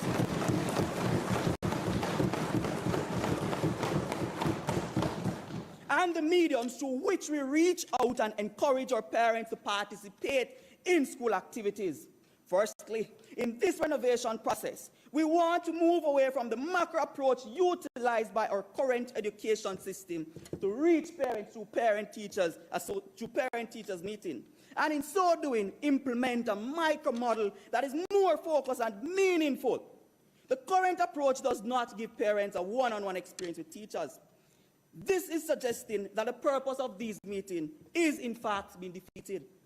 The micro perspective I am recommending is one that would reduce the concentration of a General Assembly to classroom meeting, not as a substitute, Mr. Speaker, but as an addition to what already exists. Mr. Speaker, this approach will provide better engagement as our parents will meet with our teachers 3 times per school terms.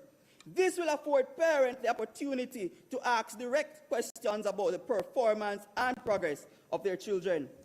This project also has several workshops to assist parents with raising children. In order to make this more meaningful, Mr. Speaker, we also want to create a database system that generates a monthly report of the attendance of these parents to these workshops.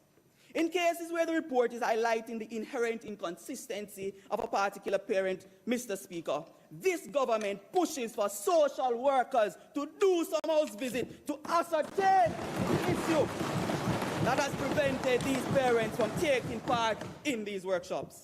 Mr. Speaker, as we continue to grapple with the factors affecting parental involvement in our education system, let us join hands and hearts together, hands and mind together for a resilient and reignited push for nation building and social change. Let us encourage our schools to forge solid partnerships with our parents. And as such, Mr. Speaker, I highly recommend that we implement an accountability drive by the name DigiUp, give them an update.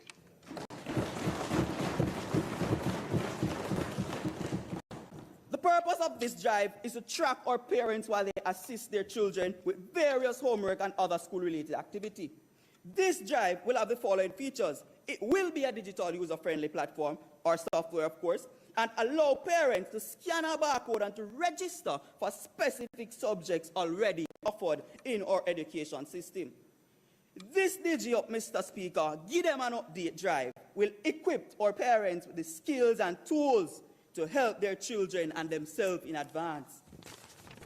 In closing, we know the problems, and here we have some vital solutions. So let us bank on it, Mr. Speaker, and allow low parental involvement in our education system, as Burna Boy said, to be our last.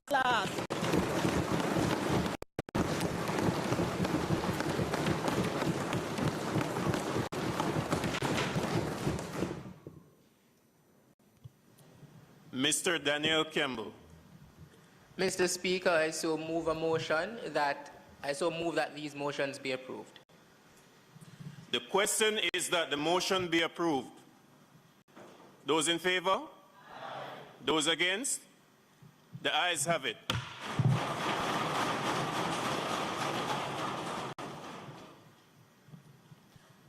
Minister Sangster Smith.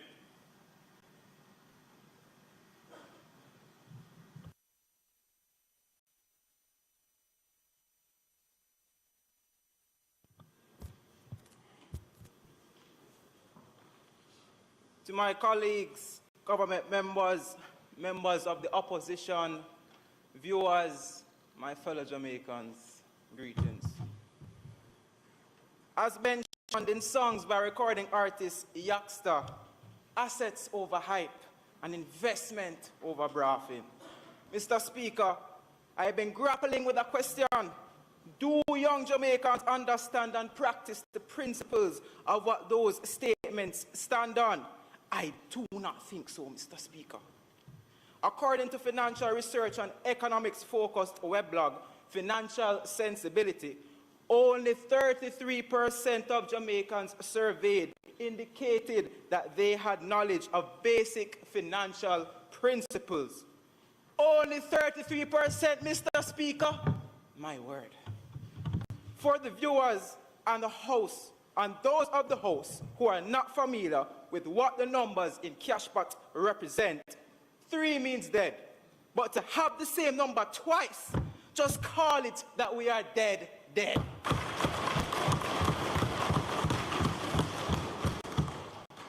Having only 33% of our young Jamaicans being financially literate, but only persons ages 30 to 59 are, according to published in an article, and I quote, putting financial literacy front and center by Oran Hall. Yes, Mr. Speaker, I do agree with Mr. Hall that we do indeed need, not want, but need to put financial literacy front and center, especially when it comes to young persons living and working in Jamaica. I do not think the Minister of Education and Youth, the Honorable Favour Williams, could have said it any better, and I quote, "We need students in our primary schools and in our high schools to be exposed to financial literacy. Mr. Speaker, it takes a village to raise a child, and therefore it will take the financial literate to effectively educate the financial illiterate. That is how we will empower youth for Jamaica 60 and beyond.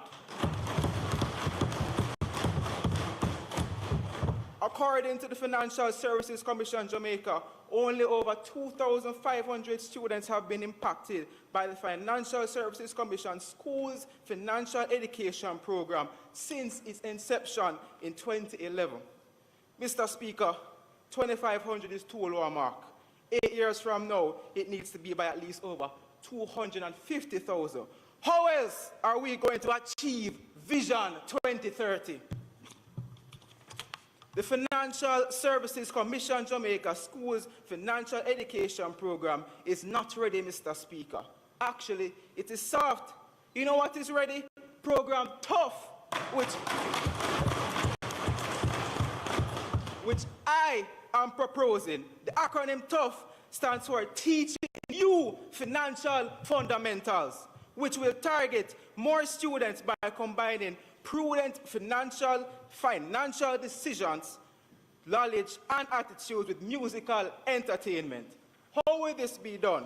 I will implore various upcoming and established entertainers to volunteer themselves and create either singles or catalogs of songs, along with the help of financial experts such as founder of Stocks on the Rocks, Simon Johnson, and his team to impart their knowledge to the entertainers whilst using that information to create both vibrant and educational music that students can both enjoy and learn from. Occasional school tours can be held to attract more youth to enjoy the new wave, the financial education wave. Mr. Speaker, it is not here alone that has waves. Financial education has waves too. And as the government side of the house, we want all young Jamaicans to be surfing that wave. Additionally, Mr. Speaker, through the Tough program, Jamaicans learn how to use and apply financial instruments such as budgeting, revenue spending plan, saving, credit, and insurance to their daily lives so they can improve their lives, become financially stable, and work towards achieving financial freedom. Included in this program is also the Financial Literacy Dictionary, which is a compilation of all terminologies used when it comes to finance and economics. With the inclusion of this dictionary, financial communication is definitely more effective as comprehension inevitably ameliorates. Make money the subject and you see more students at the front of the class instead of the back.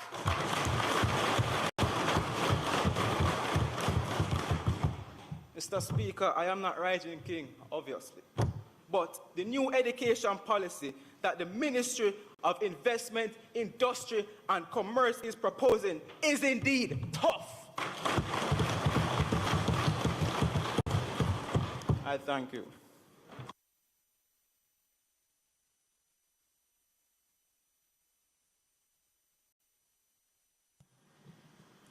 Mr. DeAndre Houghton, member from St. James Central.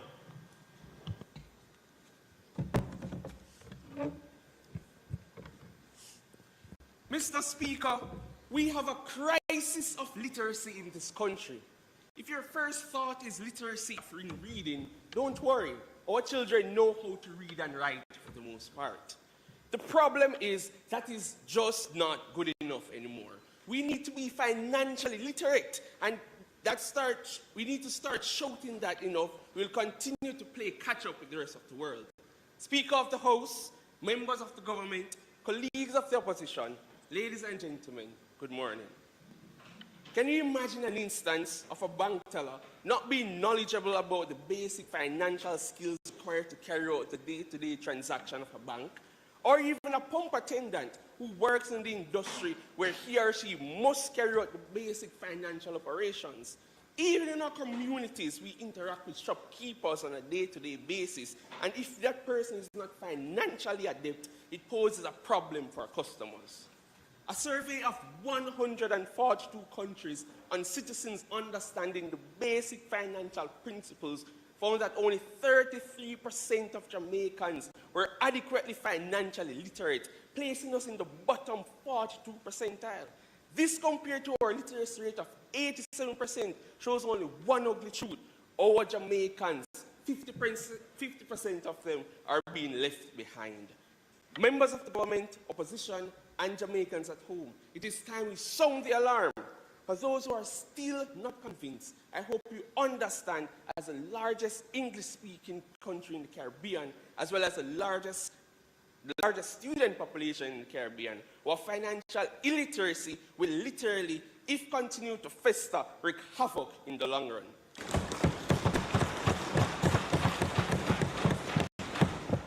It's not just that we need bankers, but how are persons to invest when they don't know how a bank works? It's not just that people need to know about the TAJ, but how are persons asking, well, how are you to ask persons for tax compliance when they don't know the importance? And it's just not about raising interest rates to fight inflation, but how are you to fight inflation in a country that doesn't know budgeting?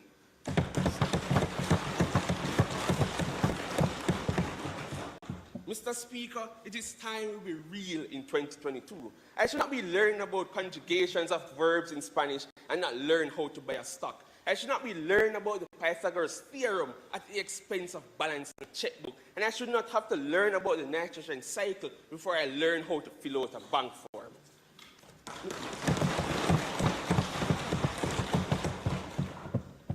Mr. Speaker, these are the following proposals I have for you today. Firstly, a critical issue facing youth is poor financial literacy levels among our parents. There is a direct link between one's financial literacy levels and opportunities available to one's children. This is particularly visible in the lack of financial preparedness seen in annual transition of secondary to tertiary education. Under the National Planning Support Commission, specifically the Parenting Support Division, we propose an expansion that will include financial literacy. This will lead to a greater financial efficiency, planning, and expansion for parents. What about the people in our society who are self-employed? They need help too. Secondly, a short financial literacy assessment before issuing any new business license. It's high time that we ensure that persons know about the running of a business before starting their own and taking own liabilities and debt risks. Mr. Speaker, I propose that we partner with the Companies Office of Jamaica to issue the license to financially competent individuals after they have been successful in this assessment. If they are not successful, they will be provided with avenue to learn several financial skills provided by the National Parenting Support Commission. Finally, there is a potential solution of integrating young people into the labor market through energizing the concept of young entrepreneurship and financial literacy. A financial awareness campaign targeting high school students, working adults, and our university students will be fruitful to this end. This also needs to be on our televisions, on our social media, in our workplaces, and as many communities as possible. This is the cry of our people all across the country. Action we need, not a bag of mouth.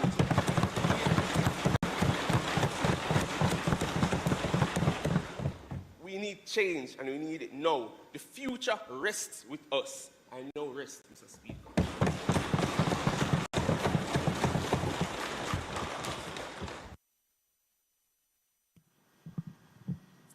Ms. Symphony Walters, member from Manchester Northeastern.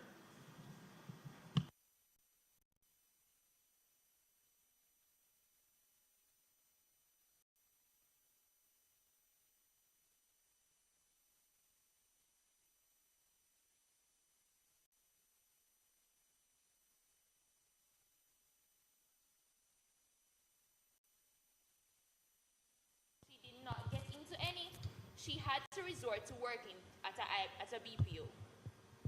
Sasha is also a budding entrepreneur with a scented candle business called The Scent is Real. However, she struggles to make a profit as she would like. She spends her money on frivolities instead of pumping the profit back into the business. Sasha is also in debt because she was dependent on student loan. She uses her income to pay her debt and sustain herself. Mr. Speaker, Sasha is a prime example of why we need Jamaicans to be more aware of what financial literacy is. Mr. Speaker, here are my recommendations that will improve financial literacy. There are currently programs implemented by different entities, such as the Innovation Grant for New Ideas to Entrepreneurship Ignite by the Development Bank of Jamaica, which targets ventures in the creative industry, BPOs, software projects, and other sectors. Many entrepreneurs are unaware of the different routes in readily financing their businesses. My first recommendation, Mr. Speaker, is that the government can partner with the different companies to provide funding and create a database of all the entities that offer funding and have them in one place. This will be in print media and online. On November 21, 2022, at the recently held Young Entrepreneur Success Summit, Senator Norman Dunn mentioned that the government has partnered with international agencies such as the World Bank and the Inter-American Development Bank and the local financial institutions to make grants and loans available at preferential rates. These grants need to be more marketable for young entrepreneurs to grab the opportunities that they might be unaware of. According to Investopedia.com, financial literacy is the ability to understand and effectively use various financial skills, including personal financial management, budgeting, and investing. In 2019, Jamaica scored 33% in financial literacy by Standard & Poor's global ratings. Mr. Speaker, there is way more room for improvement to increase financial literacy in Jamaica. Mr. Speaker, my second recommendation is through the National Strategy for Financial Literacy, which should include modeling financial literacy workshops. For example, currently in this Youth Month, Jamaica National is doing a youth series which promotes financial literacy among youths. These proposed workshops and initiatives should cater for all ages. Financial literacy should start from basic school around basic money-saving skills. To bring financial literacy across a child, a cartoon could be used as a form of edutainment. These cartoons would include basic math and money-saving tools. Knowing from early about financial literacy aids in lowering financial abuse, and it is never too late to start correcting oneself when it comes to financial literacy. The goals to be met by this national strategy to meet even the needs of vulnerable groups is to partner with financial institutions in putting together financial supplements through print media, audio, audiovisual, and even braille to cater to everyone's needs and understanding. My final recommendation, Mr. Speaker, is to effectively promote financial literacy across all ages, to have financial expos and tours biannually across all parishes. Financial school tours would aid in sensitizing students across all institutions from early childhood education right up to tertiary education. These tours could also include more jingle competitions and essay competitions about financial literacy. Participating in these activities aids in youth understanding what they've learned and relate with their peers. Many youths do not always learn from someone older, but instead, sometimes from their very own peers as it is more relatable. Mr. Speaker, I believe that these recommendations I propose to this honorable House will improve Jamaica's financial literacy score. We must nip the financial illiteracy from the bud. Early education will improve financial literacy. I thank you.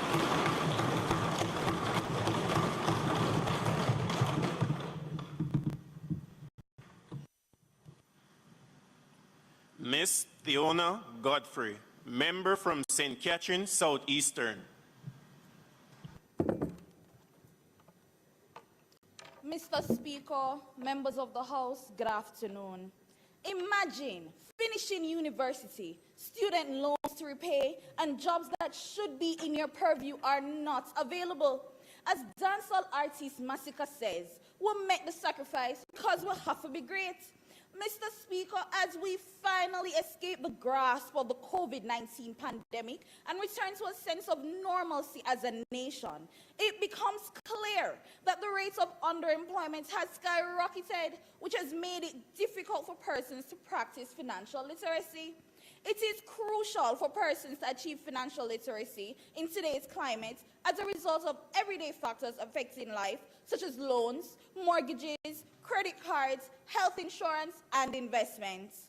Jamaicans have been finding themselves in a situation where individuals are forced to work in low-income and low-skilled jobs regardless of their qualifications, such as the business process outsourcing companies. At the expense of putting these skills and abilities to the side, increased numbers in the BPOs are great for our unemployment rates, but for our youths to be earning between $60,000 to $80,000 per month with the current cost of living is laughable.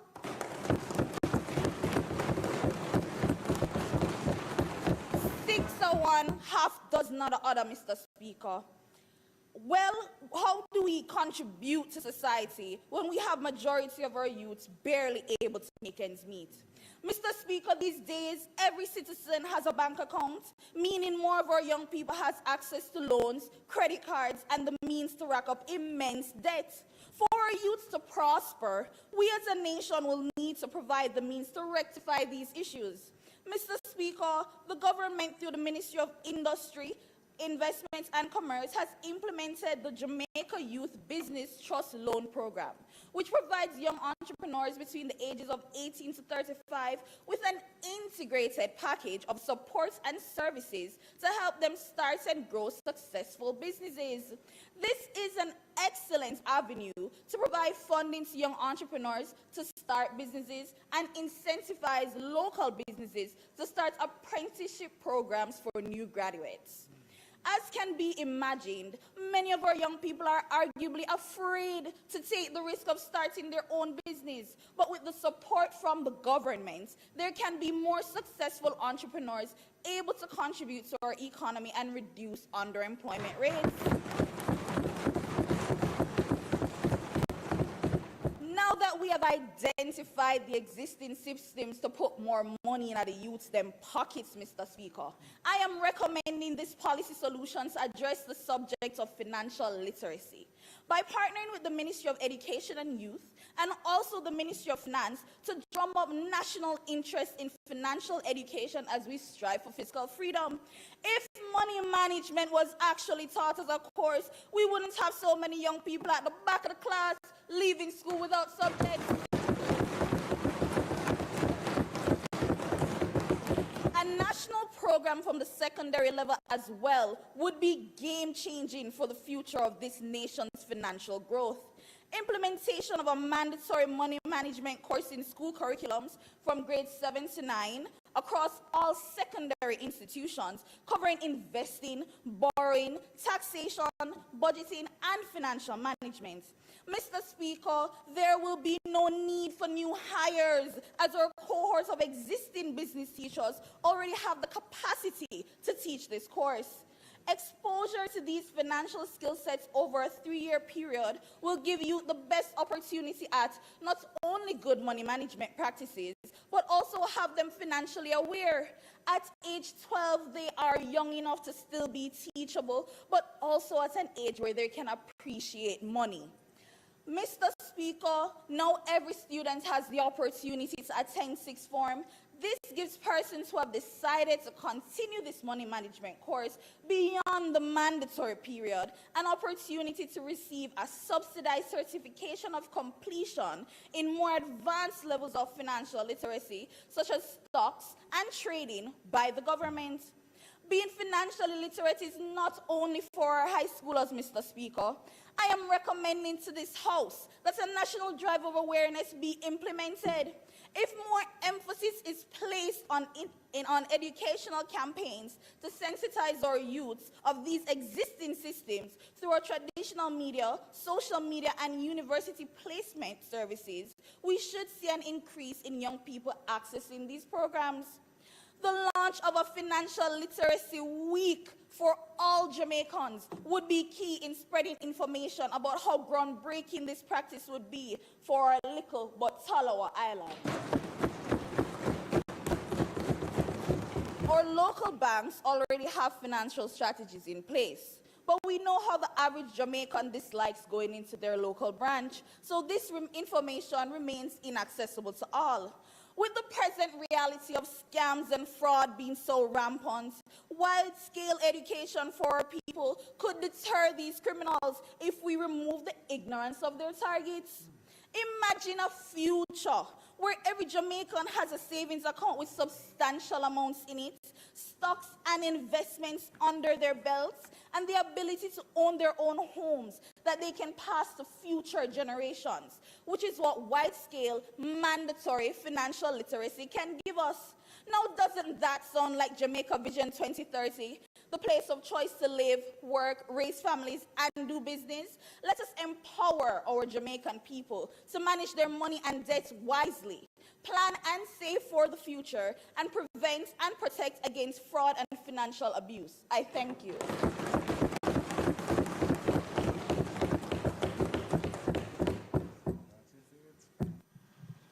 Minister Sangster Smith.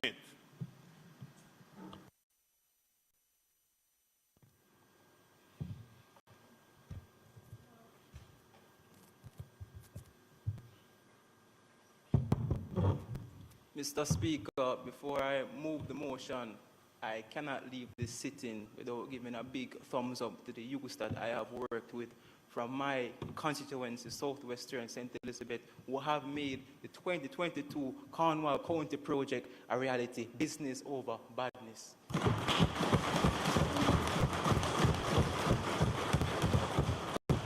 Mr. Speaker, I must say St. Best is best.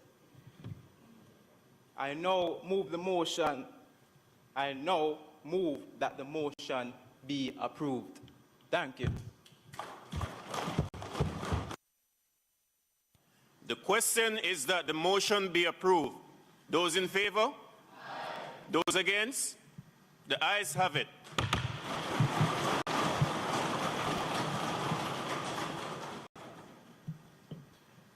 Minister Robinson.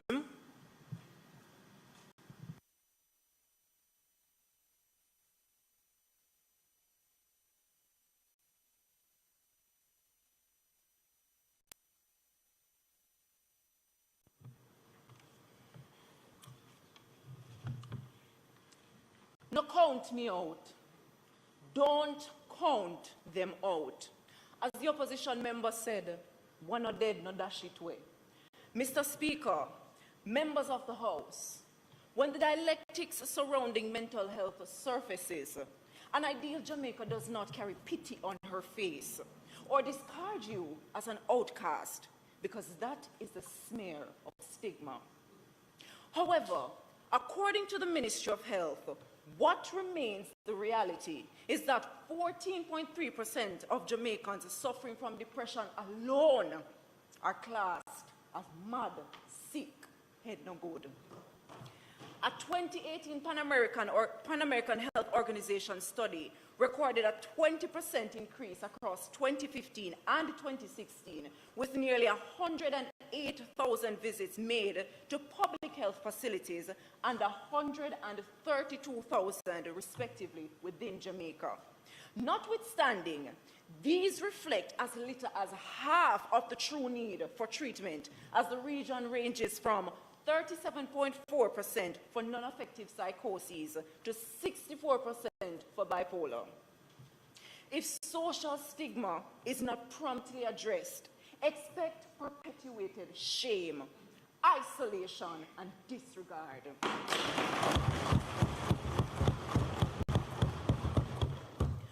According to the Jamaica Social Investment Fund, JSAFE, 49% of homeless Jamaicans experience mental illness.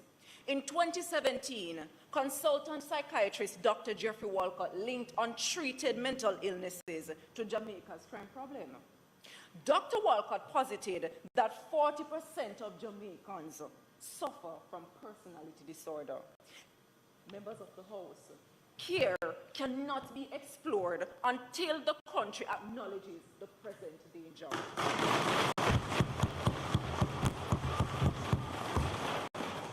Mr. Speaker, that same study concluded that high risk of behavioral dysfunction in the Jamaican population has significant implications in light of the country's high rate of crime and violence.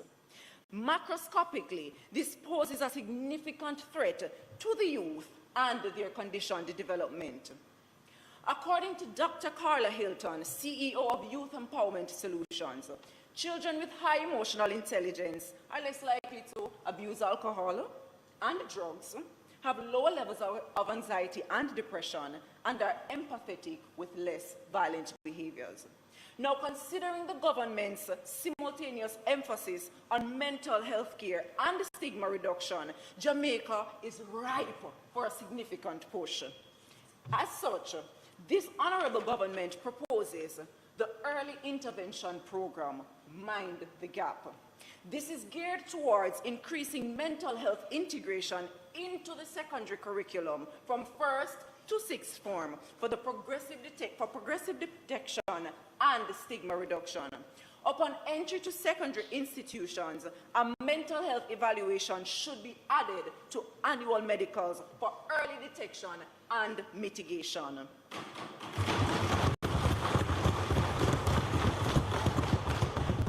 By extension, Mr. Speaker, we propose the implementation of emotional intelligence and mental health awareness being integrated as part of the overt curriculum as a core subject area in schools. The policy will utilize guidance counselors already trained in said areas. And yes, we, the government, note the shortage of guidance counselors across Jamaica. However, this can be supplemented by community mental health players, such as professionals from the Community Mental Health Program under the Southeast Regional Authority until said deficit is met. This will capture how to address persons with mental disorders and illnesses, spotting the signs, how to seek help, self-control, and self-awareness. The WHO says mental health issues become evident around age 14. Mr. Speaker, members of the House, if we intend to mitigate stigmatization and ignorance, it must directly target the youth. We cannot replenish intelligence where none is shown. Encouraging equality between mental and physical illnesses will produce a positive shift and confirm the proof that persons living with mental illnesses can live productive and happy lives.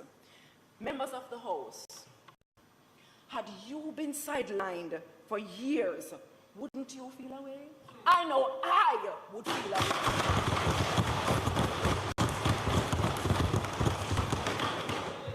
As leaders, we must be proactive in policy making. Let's redefine the word mad as making a difference. Time come for us to reel in the growing epidemic through aggressive treatment, education, and reintegration of those living with mental illnesses. Delay is danger. Mr. Speaker, mental health are everybody's business. No count them out.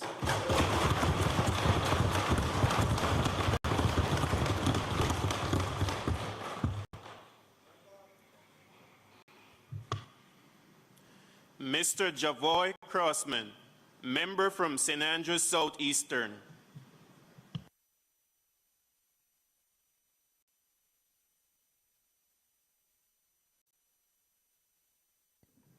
Mr. Speaker, I'm me alone in the dark room. I mean, I've nobody to talk to. Just me, myself, and I and my shadow. These are the words of Flex, a footballer from the community of Spanish Town. Mr. Speaker, I rise to speak on the matter of psychological well-being and its implications on Jamaican youth. Since the start of the pandemic, there has been increased conversations about the psychological well-being of the youth in Jamaica. The truth is, mental health is a topic that has been ignored for far too long. But now is the time to talk about this. Mr. Speaker, Flex is a young man struggling with mental health. On June 22, Flex's mother saw changes in his behavioral pattern and said, "But wait, you're mad now." The Caribbean Policy Research Institute, CAPRI, says Jamaica's total spend on mental health services is inadequate to meet the growing demand for these services. According to a recent study done by CAPRI, up to 60% of those treated at hospitals for attempted suicides were adolescents and youth under the age of 24. Mr. Speaker, like Flex, Sharon, who works at a call center, and sometimes who works at a call center is stressed due to work and sometimes make outbursts like, "Jesus, me tired!" In the short term, mental health problems can cause people to be alienated from their peers because of perceived unattractive personality traits and behaviors. If you were someone unaware of mental health issues, you would classify Sharon as a madhead. Mr. Speaker, now we have two similar individuals, Sharon and Flex, who people are now saying are mad. Imagine Flex and Sharon on the wellness bench. This serves to improve nothing. It is useless. In order to solve this issue, we need more than just a wellness bench, Mr. Speaker.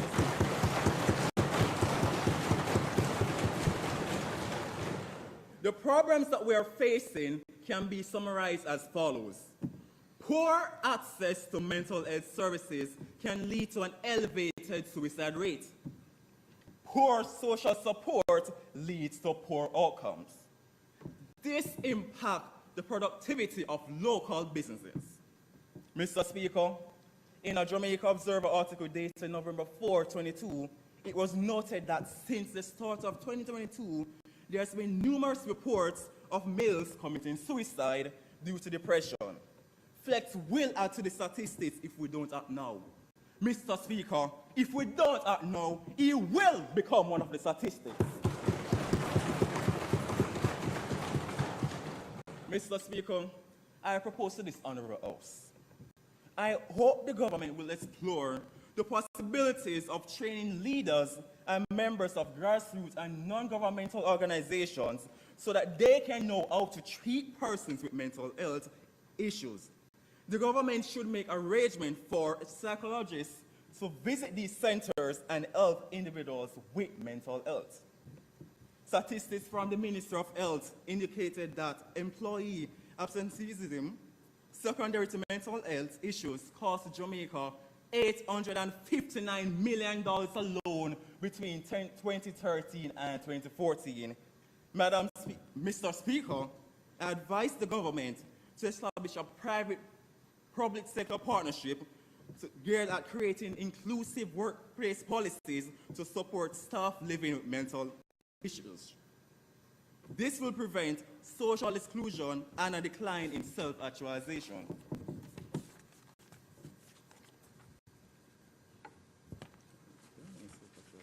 Mr. Speaker, the recommendations have gone forth. I now charge the ruling party, the Youth Advisory Council of Jamaica, to act on my recommendations.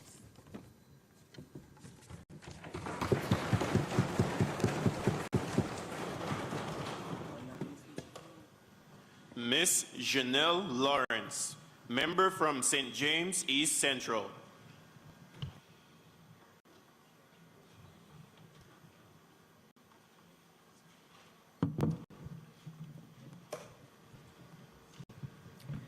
Mr. Speaker, madded, mad smuddy, madman, mad. Mad is the word used to describe and class the individuals that suffer from mental illness within our Jamaican society. We make it seem as though mental illness is synonymous to madness, but that is on a general scale. So what really is a mental illness or disorder? The Mental Health Act of 1997 states that a mental disorder is a disorder of thought, perception, or memory which impacts a person's conduct, judgment, ability to understand reality, or capability to meet life's expectations, which renders them mentally unstable. Imagine, a simple three-letter word is what creates this reluctance, this fear of being scorned, this fear of becoming a statistic, this fear of being set aside. In other words, Mr. Speaker, if people them shame a kill them, Mr. Speaker.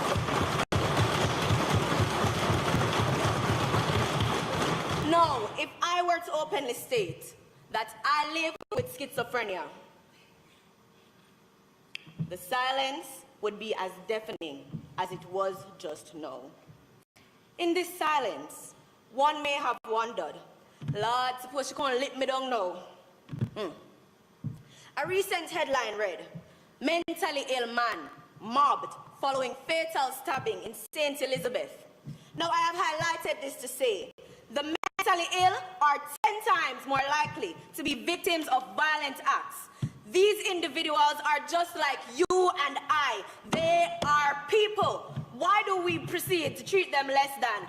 Where is the humanity? Mr. Speaker, to overcome this stigma that is now like a plague, individuals need to be taught. So let us start with our first-line responders, the police. Under Section 15 of the Mental Health Act, if a constable observes a person in a public area or under circumstances that suggest he is mentally ill, the constable may, without a warrant, take the individual into custody and accompany him to a psychiatric facility for treatment. Mr. Speaker, this begs the question, are our officers adequately trained or trained at all for this matter? In a conversation with a trainee constable and a constable, Mr. Speaker, imagine when asked if they were exposed to best practices on how to handle a hostile mentally ill individual during and after training, both were left speechless.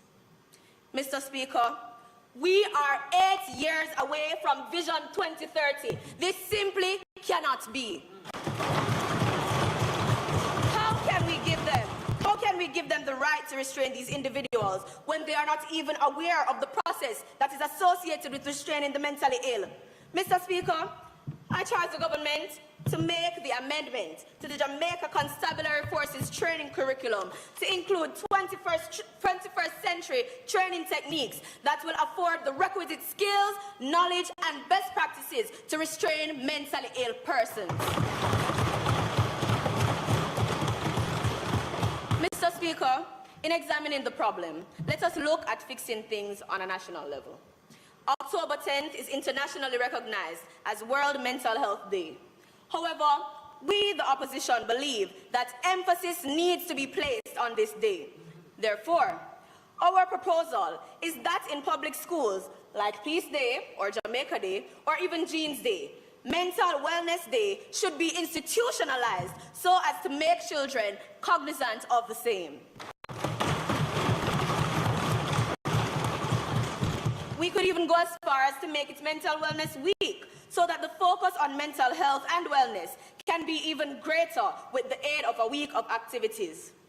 Mr. Speaker, a lot more attention needs to be paid to the promotion of mental health, as there is no good health without good mental health, and this is something that everyone needs to know. To help raise awareness, a proposal. Someone living with a mental illness who is taking control of their illness could come in and interact with the students to show them that mentally ill people are not scary. This mandate can help in combating what has been taught through word and actions for generations unto generations, Parents and guardians as well can be engaged in mental health and wellness seminars. Now, Mr. Speaker, the aim is simply to get everyone educated. Therefore, let us all play our part. Let us all work together to prioritize mental health and wellness. Members of this honorable house, it is time for us to stomp out the stigma. Mr. Speaker, I rest my case.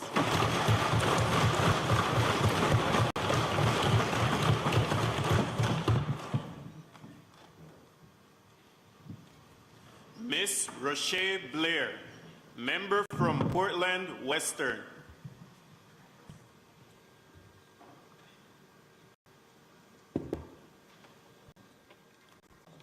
Mr. Speaker, ladies and gentlemen, I stand in this honorable house to address the matter of psychological well-being in our society.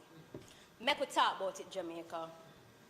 Mr. Speaker, the CDC defines mental health as our emotional, psychological, and social well-being. The Jamaican society has painted individuals who suffer from mental disorders as second-class citizens and overlook individuals suffering from anxiety disorders, depression, attention deficit hyperactivity disorder, ADHD, and post-traumatic stress disorder. They are made to feel as though because their mental illnesses are not as high risk as, let's say, a schizophrenic, they are less important. Madam Speaker, this is simply not true. Madam Speaker, in October 2022, the Ministry of Health and Wellness, in collaboration with the Ministry of Education and Youth, have launched an initiative to provide mental health sensitivity training to professionals in about 500 schools across the island. That is not enough either.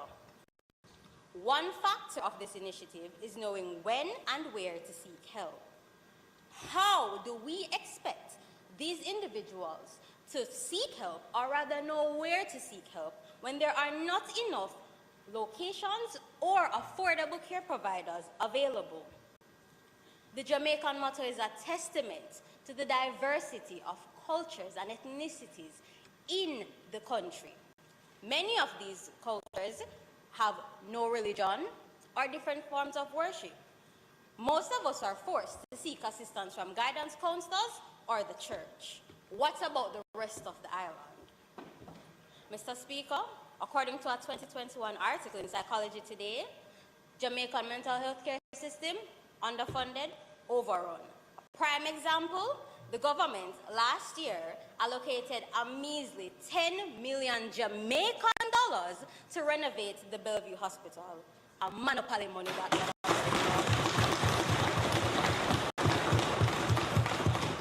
A report by the World Health Organization indicates that there is approximately one psychiatrist to every 100,000 Jamaican citizens and even less psychologists. These individuals who suffer from these disorders are on a hillside and them literally not nobody fit out. Madam Speaker, I propose to this honorable host that the government of Jamaica, through the Ministry of Health and Wellness's programs, in its bid to destigmatize mental health disorders, expand its budgetary allocations to increase the number of psychologists and psychiatrists across the island in facilities in all 14 parishes, as well as allocate funds towards increasing transportation for those in more rural areas to get to these facilities.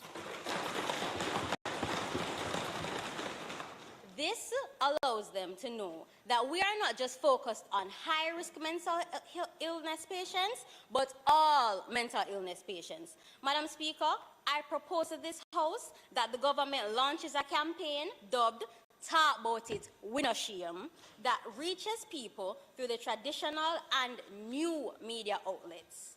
This campaign requires the government partner with key social media influencers, to educate the general public on how to identify the signs of these mental illnesses that are not visible or often displayed in public spaces, as well as to promote accessibility of the mental health facilities and include the promotion of the National Health Fund, which highly subsidizes the cost of medication, with a special focus on depression in youth, as it is often overlooked and met with remarks like, you know, have a chick nor a child, why stress you?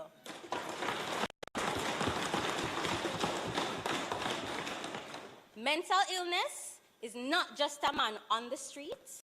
It is not just a man eating out of a rubbish bin. Mental illness wears a suit and tie. Mental illness goes to work, it goes to school, it has a family. Mental illness is everywhere. Out of many, we are one people. Make we talk about it, Jamaica. Madam Speaker, the recommendations are clear. I rest my case.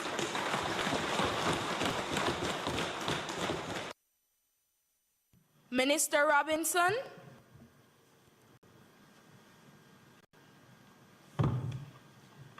Madam Speaker, I now move that the motion be approved. The question is that the motion be approved. Those in favor? Aye. Those against? The ayes have it. House Leader. Madam Speaker, I now move for the recommittal of the item statements by ministers. The question is that the item statements by ministers be recommitted. Those in favor? Aye. Those against? The ayes have it. Statements by ministers. Mr. Prime Minister. Madam Speaker, honorable government members, opposition members, ladies and gentlemen, good afternoon. I want to begin by expressing my appreciation for bearing witness to this monumental occasion. We are brought here today not by our own will, but that of the Almighty God. We have heard the different submissions from the members of this honorable House, highlighting the many issues that confront our young people today. However, Madam Speaker, before I expand on this issue, I wish to highlight immense support from the Ministry of Education and Youth, particularly the Youth and Adolescent Policy Division, the National Youth Advisory Council of Jamaica, and other facilitators.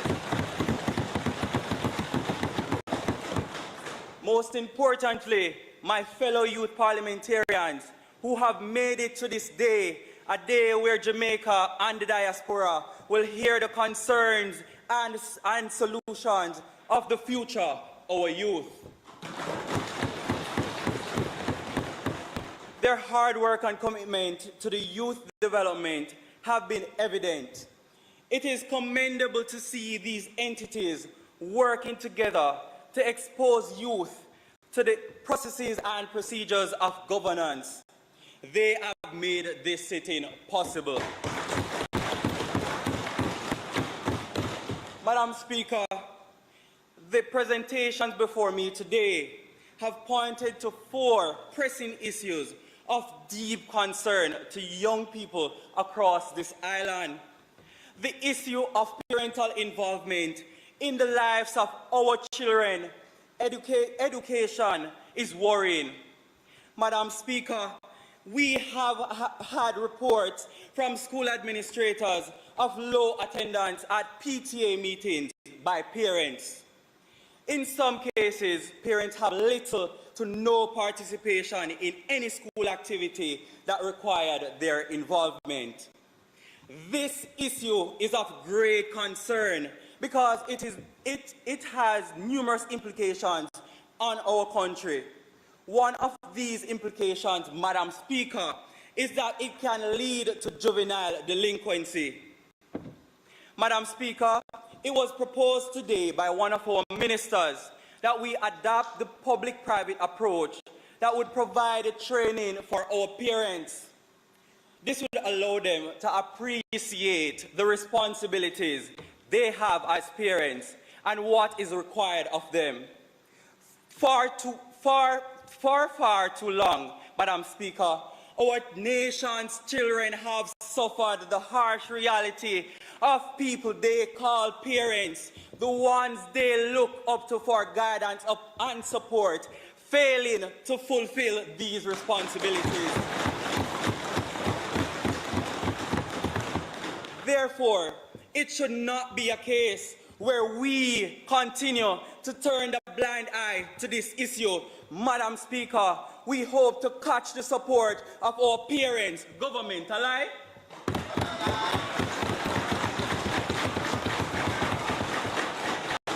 Madam Speaker, we should all be guided by these words. Mental health should not be a privilege, but rather a human right. The sentiments expressed earlier by my colleagues echoed the need for greater attention on the issue of mental health in Jamaica. I charge this government on this day, through the Youth Advisory Council of Jamaica, to act on the recommendations provided on the public education campaign on mental health, the amendment to the JCF curriculum to expose trainees on how to deal with psychological issues, and the destigmatization of mental health within our society. Madam Speaker, I stand here as the government Prime Minister, utilizing my platform to express that I have experienced mental health illnesses. Therefore, I am cognizant of the severe impacts of these crippling issues. Madam Speaker, based on these recommendations, I propose that we not only speak about this issue during Mental Health Month, but rather on a daily basis. Madam Speaker, if we fail to implement the proposed policies, it simply means that we are contributing to the prevalence of cognitive illness-related behaviors. Madam Speaker, instead of our youth popping Molly, we want them to pop the health they may need from these new health recommendations. Madam Speaker, we now turn our attention to the issue of sustainable housing solutions for our youth. It is the NHT's mandate to increase the stock of housing solutions to provide housing for the average Jamaican. However, Madam Speaker, you have heard the concerns of my colleagues who recommended that the NHT loan amount be increased from $6.5 to $13 million per contributor to provide Jamaicans with easier access to home ownership. In addition, Madam Speaker, recall the excellent solution presented by my fellow youth parliamentarian in response to the housing crisis faced by specifically low to medium income earners. This is a solution referred to as intermodal container housing. Madam Speaker, it is remarkable how innovative and attainable these container houses can be.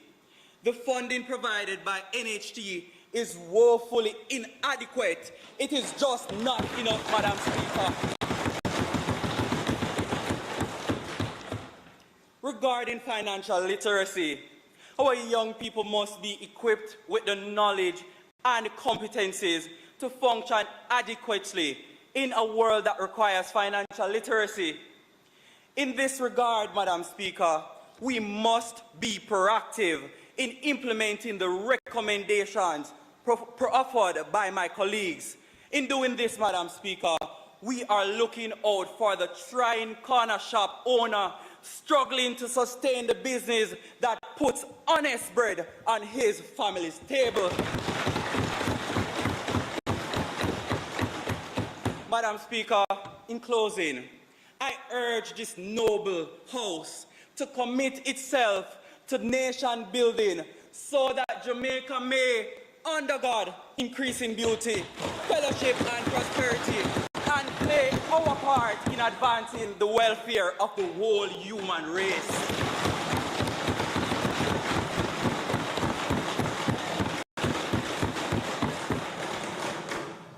Leader of the Opposition.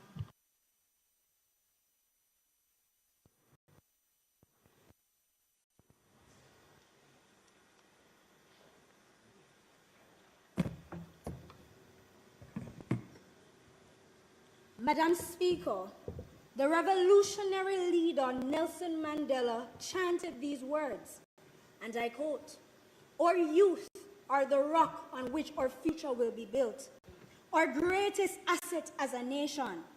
They will be the leaders of our country, the creators of our national wealth, who care for and protect our people." Madam Speaker, specially invited guests, and my fellow youth parliamentarians, good afternoon. It is my esteemed pleasure to stand here today in the capacity as the leader of the opposition to ensure that the cries of our youth in our country are being heard at the highest level. Madam Speaker, it is no secret that a country that fails to protect and provide for its youth is a country that is on the wrong trajectory.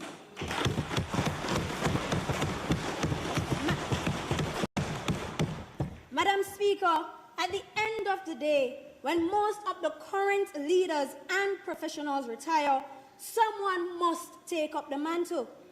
Those persons, Madam Speaker, are sitting right here in this very room. They are sitting in the class by the school next door, or they may very well be sitting on the wall around the corner. However, Madam Speaker, it will be difficult for our youth to realize their full potential if the issues that they face are not addressed in a sustainable way.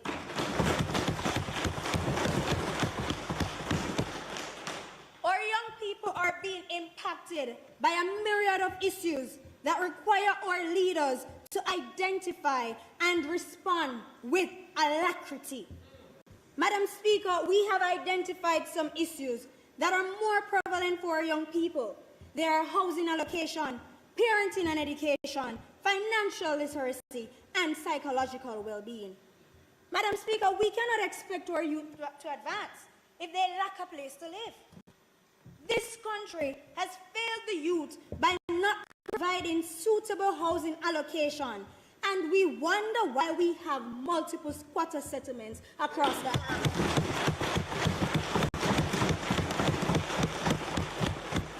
Madam Speaker, it is like putting water into a leaking bucket and wondering why it is empty at the end.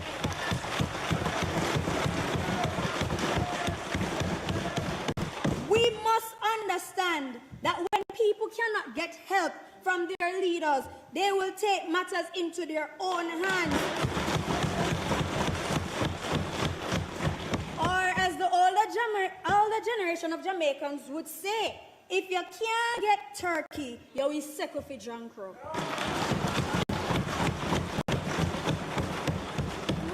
Madam Speaker, if it is such a tedious process to receive assistance from the NHT, and at the end of the day, the funds that you receive is not even enough to build a decent home, then what do we expect the youth to do? Madam Speaker, we, the members of the opposition, demand that the government of Jamaica desist from demolishing squatter settlements without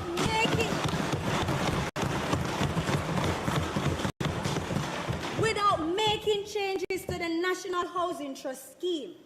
We demand that plans be put into place to ensure that all our young people, irrespective of age, marital status, or employment status, can own their own homes comfortably and legally.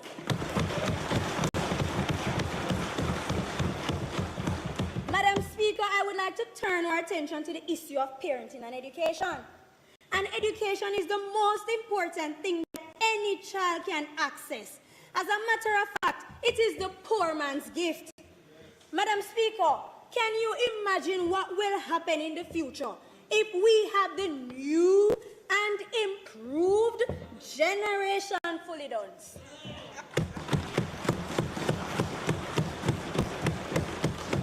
We ought to take the necessary steps to keep our youth on the academic train. But this problem is not just a leadership problem. It's a multifaceted problem. It's a parenting problem as well. Madam Speaker, children spend most of their time at home. And we're fully aware that where work at home is stalled, failure is in full view. To prevent the detrimental effects that ignorant youths will have on our society, we, the members of the opposition, call on the government to put in place plans to ensure that parents angle them business.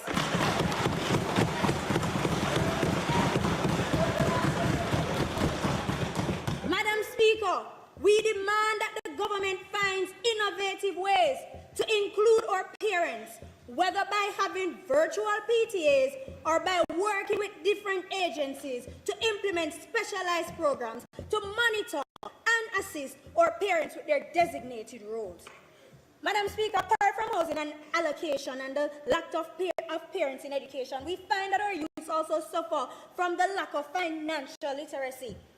We see where Nelson Mandela said that youth will create the nation's wealth. Now, unless we are miracle workers here in Jamaica, a young person who is a spendthrift with no knowledge of investing, budgeting, or the simple task of counting money can never be useful in that.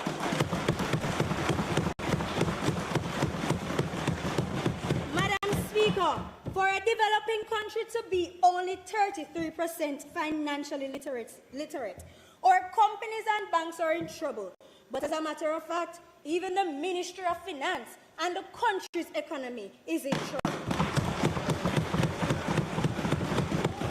Madam Speaker, we urge the government of Jamaica to take the necessary steps to introduce financial literacy as a mandatory subject in our schools and make it a requirement to do business in Jamaica. Madam Speaker, our country is on the edge of collapsing economically. We do not need more contributors to the problem. We need to put plans in place to fix the problem. Madam Speaker, the last issue that we have heard from our speakers is that of psychological well-being. Now, Madam Speaker, we are noticing that more of our young people are struggling from different mental health issues. And this is seen in their behavioral changes or even in cases of suicide. Now, Madam Speaker, we cannot sit as a country and lose our future because we have failed to introduce proper systems to tackle or to enhance the psychological well-being of our youth. And might I add that relaxing on a bench will not solve a psychological. Madam Speaker, we, the members of the opposition, will not rest until the government creates more facilities to accommodate and treat the mental health patients and invest more capital in dealing with the emotional and mental well-being of our youth. Madam Speaker, the tagline for Youth Month 2022 is reignited, empowering youth for Jamaica 60 and beyond. But think about it. Are youth really empowered? Empowered, but you have to live in a rented house for so many years. Empowered, but your parents don't even know that you are failing. Empowered, but you are bound to live in debt. Empowered when mentally you are drained and those who are supposed to help you have failed to do so.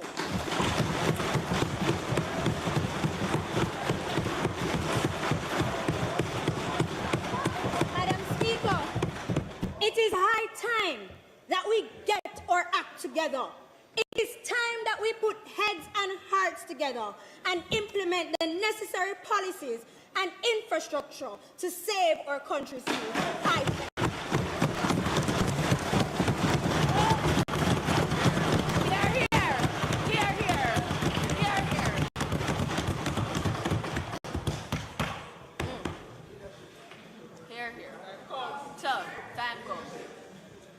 Madam Speaker, it is not contemplated for us to do any further business today.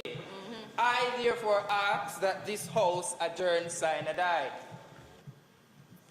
The question is that the House do now adjourn sine die. Those in favor? Aye. Those against? The ayes have it.